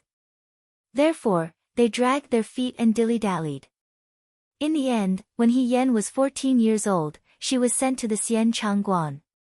The Xianchang Guan was the most famous school in the capital. The founder of the school was once the current emperor's imperial tutor when he was the crown prince. The school taught the 6 arts, and each teacher was an outstanding person in the imperial court. Those who came to learn were nobles among nobles. Although the He family had a noble title, compared to the families in the Xianchang Guan, they were still slightly inferior. Who knew that He Yuanliang had some kind of good luck? One day, when he was drinking in a restaurant, he came across a dispute and casually said a few words. The person he helped turned out to be a teacher in the Xianchang Guan. He mentioned that it just so happened that there was a new student coming to the school in the spring. He remembered that the He family's first branch seemed to have a legitimate son, so why not send him to the Xian Changguan to learn from him? He Yuanliang hesitated for a long time before discussing this matter with He Yuansheng. He Yuansheng had always pursued fame and profit, so he felt that this matter was feasible. If He Yan was sent to the Xian Changguan, she might get to know a lot of other nobles. Being on good terms with them would only be good for the He family, and there would be no harm. If one day, the real He Rufei returned, the title of Xian Changguan student would be icing on the cake for He Rufei. He Yan was very happy when he heard about this. She dressed as a man, but in the He family, she acted according to the rules of a woman. He couldn't play kuju, couldn't show his face in public, and even had to secretly learn martial arts behind his family's back. However, if one were to say that she was a woman, then she was also incompetent. The daughters of the He family learned the 4 arts, but she, as He Rufei, could not follow them. It was as if he couldn't do anything. However, going to the Virtuous Prosperity Hall was different. It was said that there were many capable people there. Those who came and went were all talented people. There were also many youths of the same age. If they went, not only would they be able to learn some skills, they would also be able to make many friends. This was a benefit that women could not enjoy. She was suddenly glad that she had taken He Rufei's identity. He Yuansheng's wife, her mother in name, and her actual aunt, handed the mask that had been meticulously made by the craftsman to her. She said worriedly, "You must be careful when you go. You must not let anyone discover your identity." He Yan nodded. In fact, she didn't like wearing this mask. Although the mask was light, it was airtight, only revealing her chin and eyes. For so many years, she had never left the mask. She even wore it when she was sleeping. The craftsman was very skillful. One side of the mask was fastened into her hair bun and installed with a mechanism. Even if she fought, it would not fall off. Only she could open it. "Madam," he seriously warned, "remember, if you leak the trap, the entire He family will be destroyed." She knew that these words had been said thousands of times. The crime of deceiving the emperor would implicate 9 generations of the family. "I'll keep that in mind." He Yan replied respectfully. "Madam," he anxiously sent her to the carriage. In the eyes of outsiders, this was a scene of deep affection between mother and child. In He Yan's heart, she was greatly relieved. Her chest was overflowing with the joy of being free. She finally broke free from the days where her every move was controlled. Freedom was in front of her eyes. The carriage stopped at the entrance of the Virtuous Prosperity Hall. The servant sent her off the carriage and could only wait at the entrance for her to finish school. She came too early. The teacher had not yet arrived at the school. She could vaguely hear the sound of students reading and chatting. He Yan stepped through the door, full of longing. The spring sun came out early in the morning. After entering the school, there was a large yard first, then a garden, and finally the school. There was a stable in the yard, which looked like a small drill ground. The garden was very elegantly renovated. There was a pond and willow trees. There was also a swing. The wind blew the swing slightly. He Yan reached out and wanted to sit on it, but she didn't dare to. If a man played on a swing, she was afraid that people would laugh at her. She could only reluctantly touch it before continuing to walk forward. The willow trees had all sprouted. Clusters of green flowers fell into the lake, which made the mountain look more beautiful. The sunlight made people sleepy. She rubbed her eyes and saw a loquat tree in front of her. The He family didn't lack money to eat loquats. In these years, He Yan also ate loquats. But this was the first time she saw a loquat tree full of fruit. The yellow fruit seemed to contain honey. It was full and fragrant. Under the sunlight, it was very tempting. She was only a 14-year-old girl, but she was very playful. Seeing this scene, she remembered the scene of the servant girls in the courtyard picking plums with bamboo poles in the summer. It was just that the eldest young master of the He family naturally couldn't pick plums himself. But now that they were in the school, picking a loquat should be fine, right? It wasn't shameful for a boy to pick loquats. Thinking of this, He Yen rolled up her sleeves and prepared to go all out. But she came out in a hurry. Other than the bundle, paper, and pen that she gave to the teacher, she didn't have anything else. There was also no long pole around. Fortunately, the loquat tree wasn't very tall. She should be able to reach it by jumping. He Yen stared at the nearest fruit in front of her. The fruit was pressed against the top of the branch. It was heavy and golden, as if it was tempting her to pick it. She jumped with all her might, but she missed. Almost. He Yen wasn't discouraged. She persevered and jumped with all her might. She still missed. She had a personality that didn't admit defeat, so she tried again. Again, she missed. She failed again and again.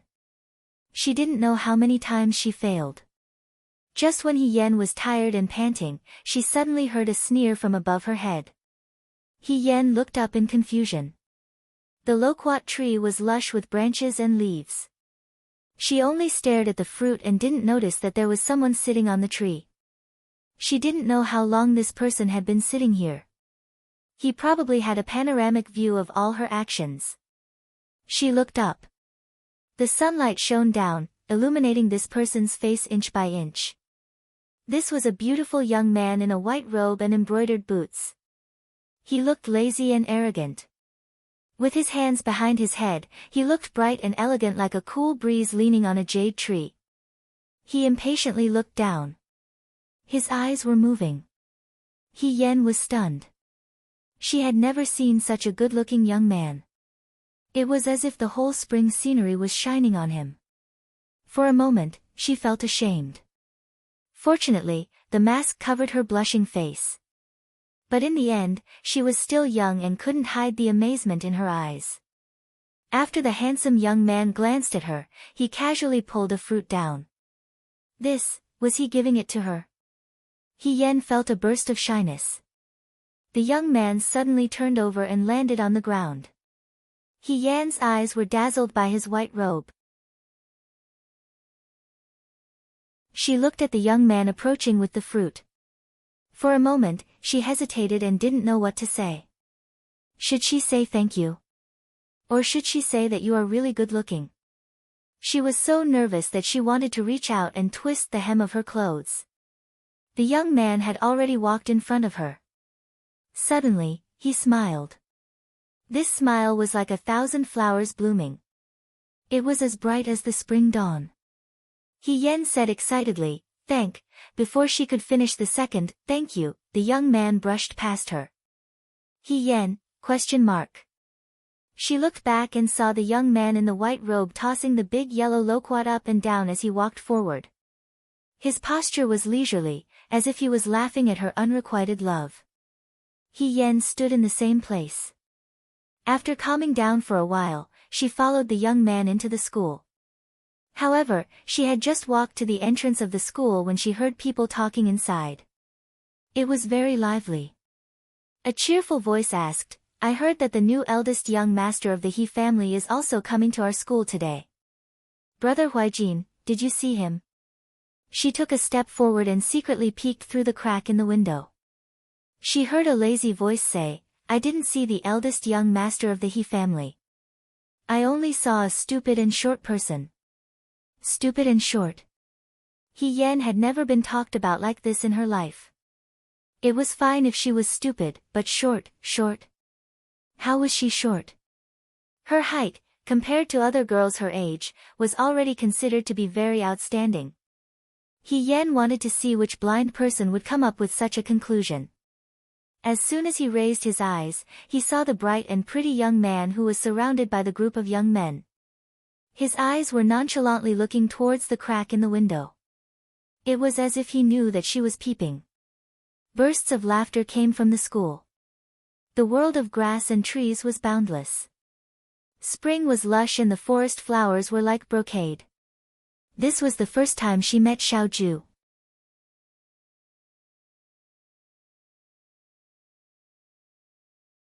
Chapter 19. The next day, it began to rain. He Yan asked He Yunsheng to take some money to hire a craftsman to repair the dilapidated roof. Spring was coming to an end and summer was about to arrive. The rain would only get heavier and heavier. In the He family's house, only the roof of her house was still intact. He Sui and He Yunsheng's houses were filled with copper basins to catch the dripping water. As soon as he entered the house, he seemed to be selling basins. The roof was repaired very quickly. It was made of sturdy blue tiles. He Yan thought about changing the quilts and pillows in the house. They were so torn that he could pull out cotton. He Yunsheng stepped into her house and said, "He Yan, come and take a look." He Yan was baffled.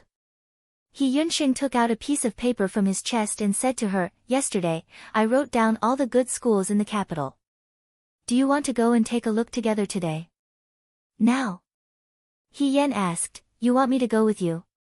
He Yunsheng's face showed a bit of anger from being exposed.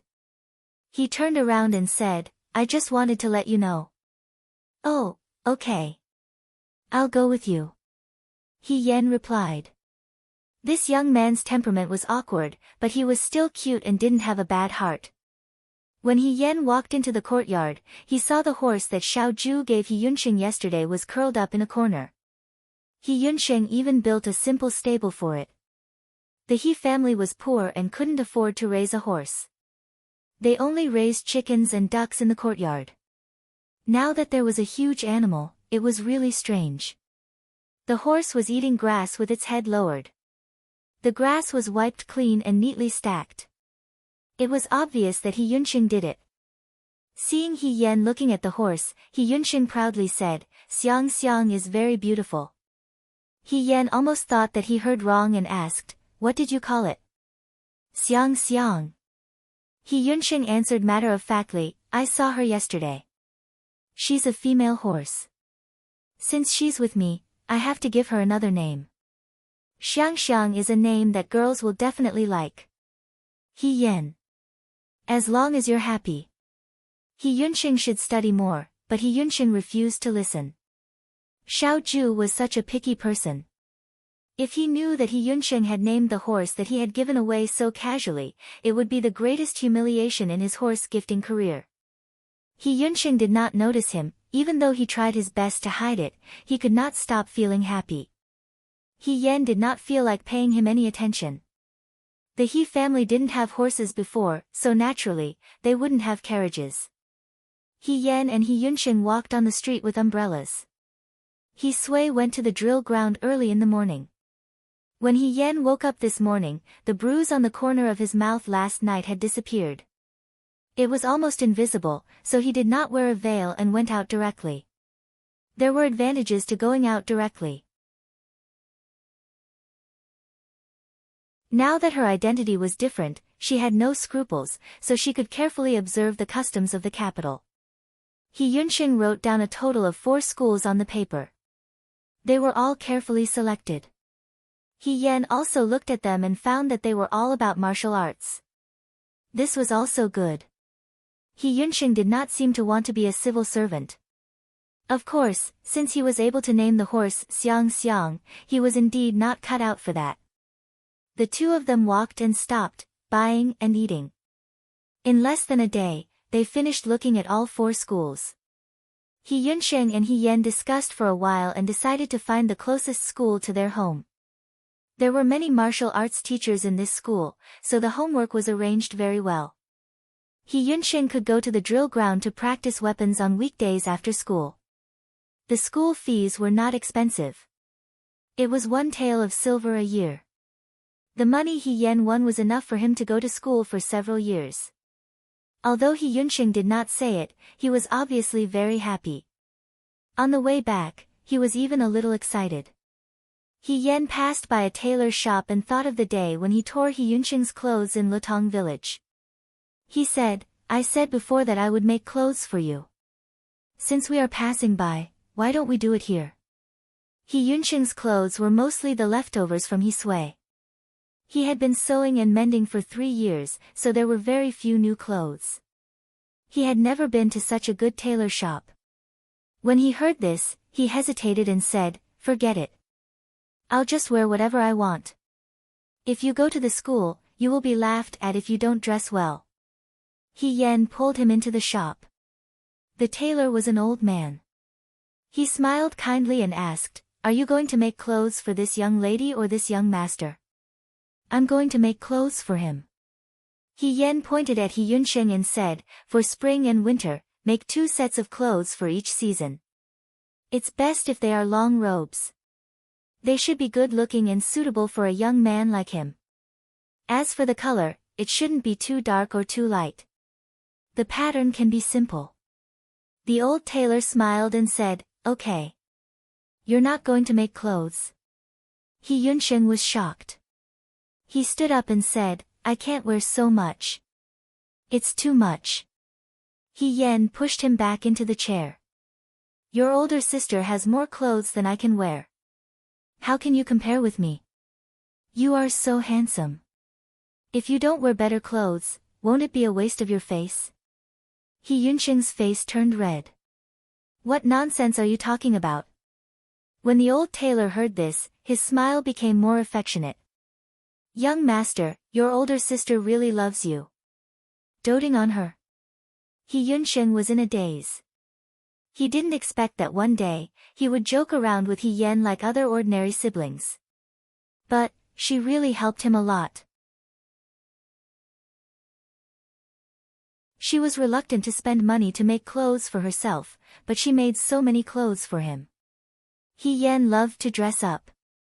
He Yen didn't know that He Yunsheng's heart was filled with mixed feelings. She was simply not used to wearing He Yen's clothes. He Yan's clothes were charming and delicate. The style was complicated and dragging. She would step on the hem of her skirt and fall down. If she wasn't careful, she would accidentally hook on the edge of her clothes. He Yen wore it in despair. Even when she was the young mistress of the Su family, her clothes were as elegant and simple as possible. Therefore, He Yan's clothes were not suitable for her. Not to mention wearing these clothes to practice martial arts. She thought that it would be better if she asked the tailor to make 2 sets of men's clothes. But she couldn't do it in front of He Yunsheng. Otherwise, she would have to explain endlessly. She would take advantage of the day when He Yunsheng wasn't around to do it secretly. The tailor was measuring He Yunsheng's body. He Yen casually walked around to look at the fabrics. She wanted to see if she could choose 1 or 2 bolts of fabric for He Yunsheng. At this time, someone suddenly called her name. "He Yen." He Yen turned her head to look. The person who called her was a young master. He was dressed very luxuriously. His appearance could be considered delicate and pretty, but there were dark circles under his eyes. His gaze was unfocused and he looked a little tired. There were a few servants following behind him. When they saw He Yen turn her head, their eyes lit up. They suddenly came forward to grab He Yen's hand. He Yen leaned to the side and avoided their claws. He Yen's eldest miss seemed to be quite famous in the capital. He Yen cursed in her heart. Why did she see acquaintances everywhere she went? First, it was Wang Jiugui. Now, there was this person. When the young master saw that He Yen avoided his hand, he paused for a moment. Then, his face immediately showed a sad expression. He held his heart and said, "You are still angry with me?" What did he mean? He Yen was still puzzled. The young man who looked like a calf rushed out like a whirlwind and blocked in front of He Yen. "Fan Cheng, you still dare to come?" "Fan?" He Yen suddenly realized that this was the legendary, young master Fan, He Yen's heartbreaker.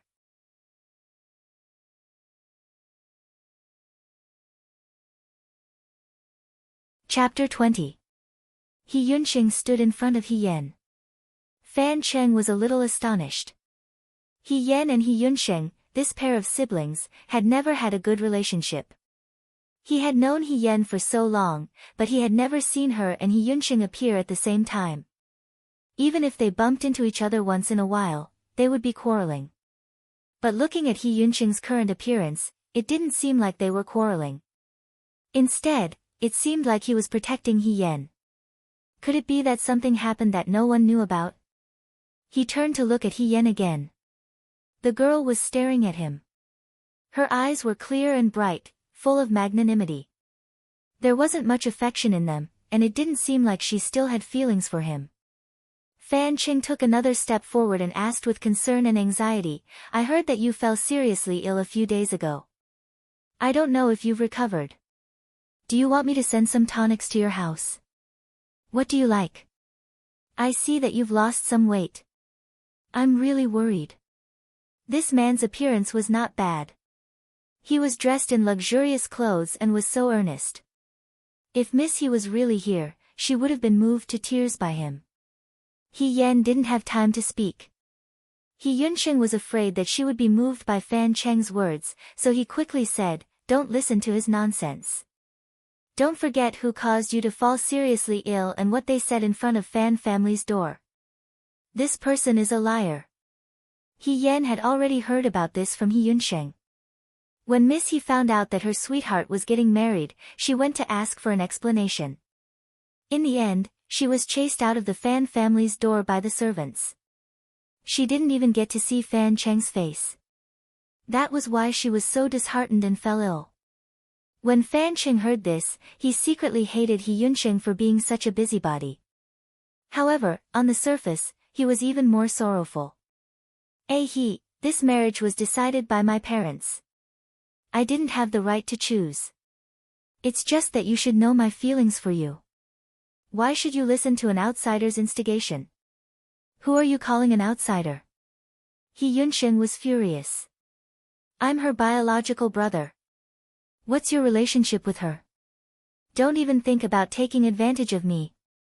He Yen patted He Yunsheng's shoulder, signaling He Yunsheng to calm down. She turned to look at Fan Cheng and bowed.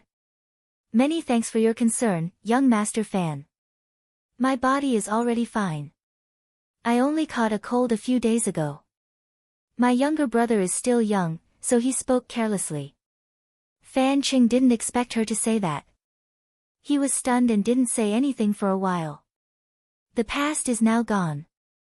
Master Fan is now married and has a family. This humble girl shouldn't get too close to you, lest I upset your wife. In the future, let's go our separate ways and not meet each other again. He Yen felt that his words were very considerate and didn't hurt young Master Fan's reputation. He Yunsheng also seemed to be very satisfied with her words. He looked at Fan Cheng proudly, as if he was a victorious cockfight. Fan Cheng carefully sized up He Yen. Speaking of which, he and He Yen had met purely by chance. She had sprained her ankle while hiking, so Fan Cheng had tenderly asked someone to give her a ride. In all fairness, He Yen was quite beautiful, but not to the point of being stunning. As a young master of a family, what kind of woman had he not seen before? He Yen only fancied his family background and wanted to live a life of luxury. It would be a waste to not eat a piece of fatty meat that was sent to his mouth. She was a good-looking woman with a clean background. Fan Cheng thought that it wouldn't be bad to take her in as a concubine. Who knew that He Yen was so proud and arrogant that she was aiming for the position of Fan Cheng's official wife? How could he marry the daughter of a guard at the city gates? He Yen was delusional.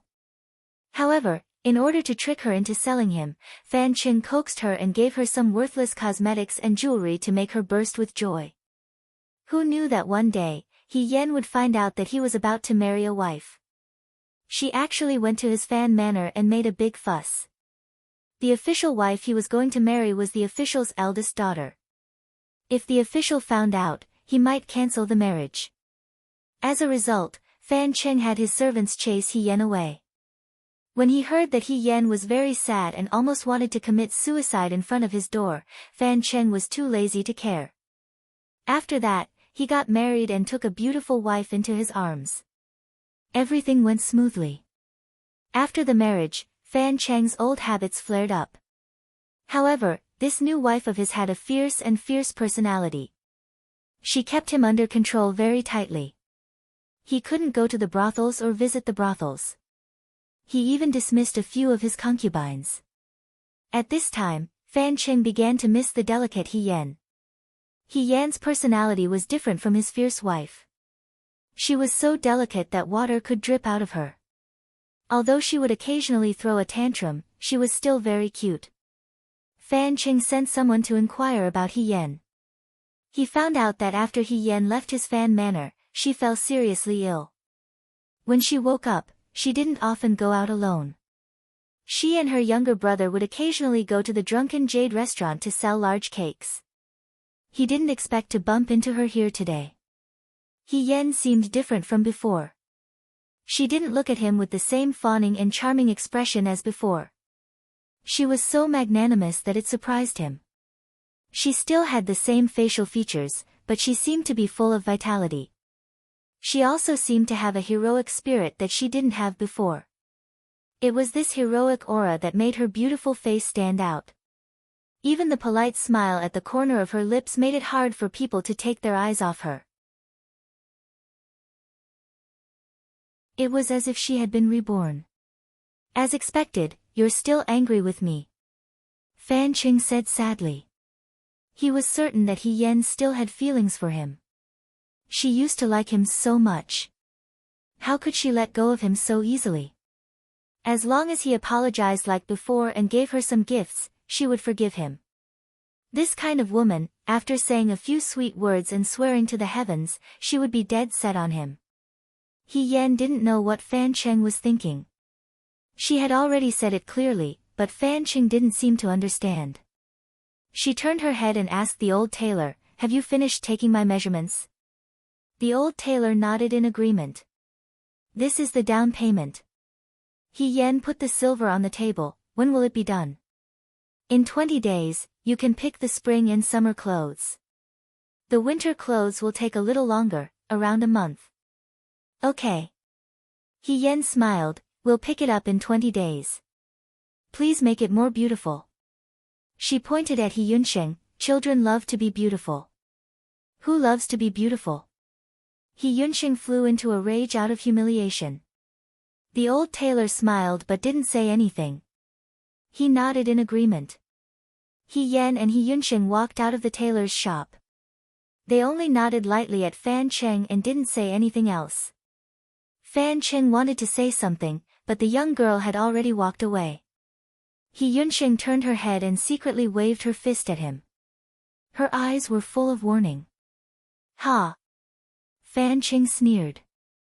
"Young master, madam, he treated you this time." The servant was indignant. "It's fine." Fan Qing waved his hand. "She's a woman. She's just throwing a tantrum." Today's He Yan was very different from the past. That unapproachable appearance really made one's heart itch.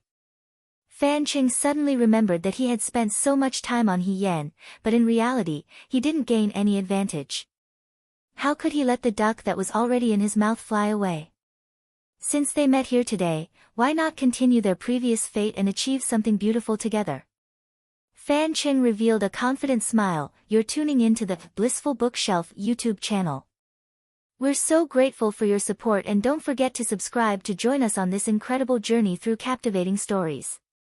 Your generosity through donations truly makes a world of difference, as it's the primary source of revenue that allows me to expand and enhance this channel for you. Thank you from the bottom of my heart for being a part of this adventure.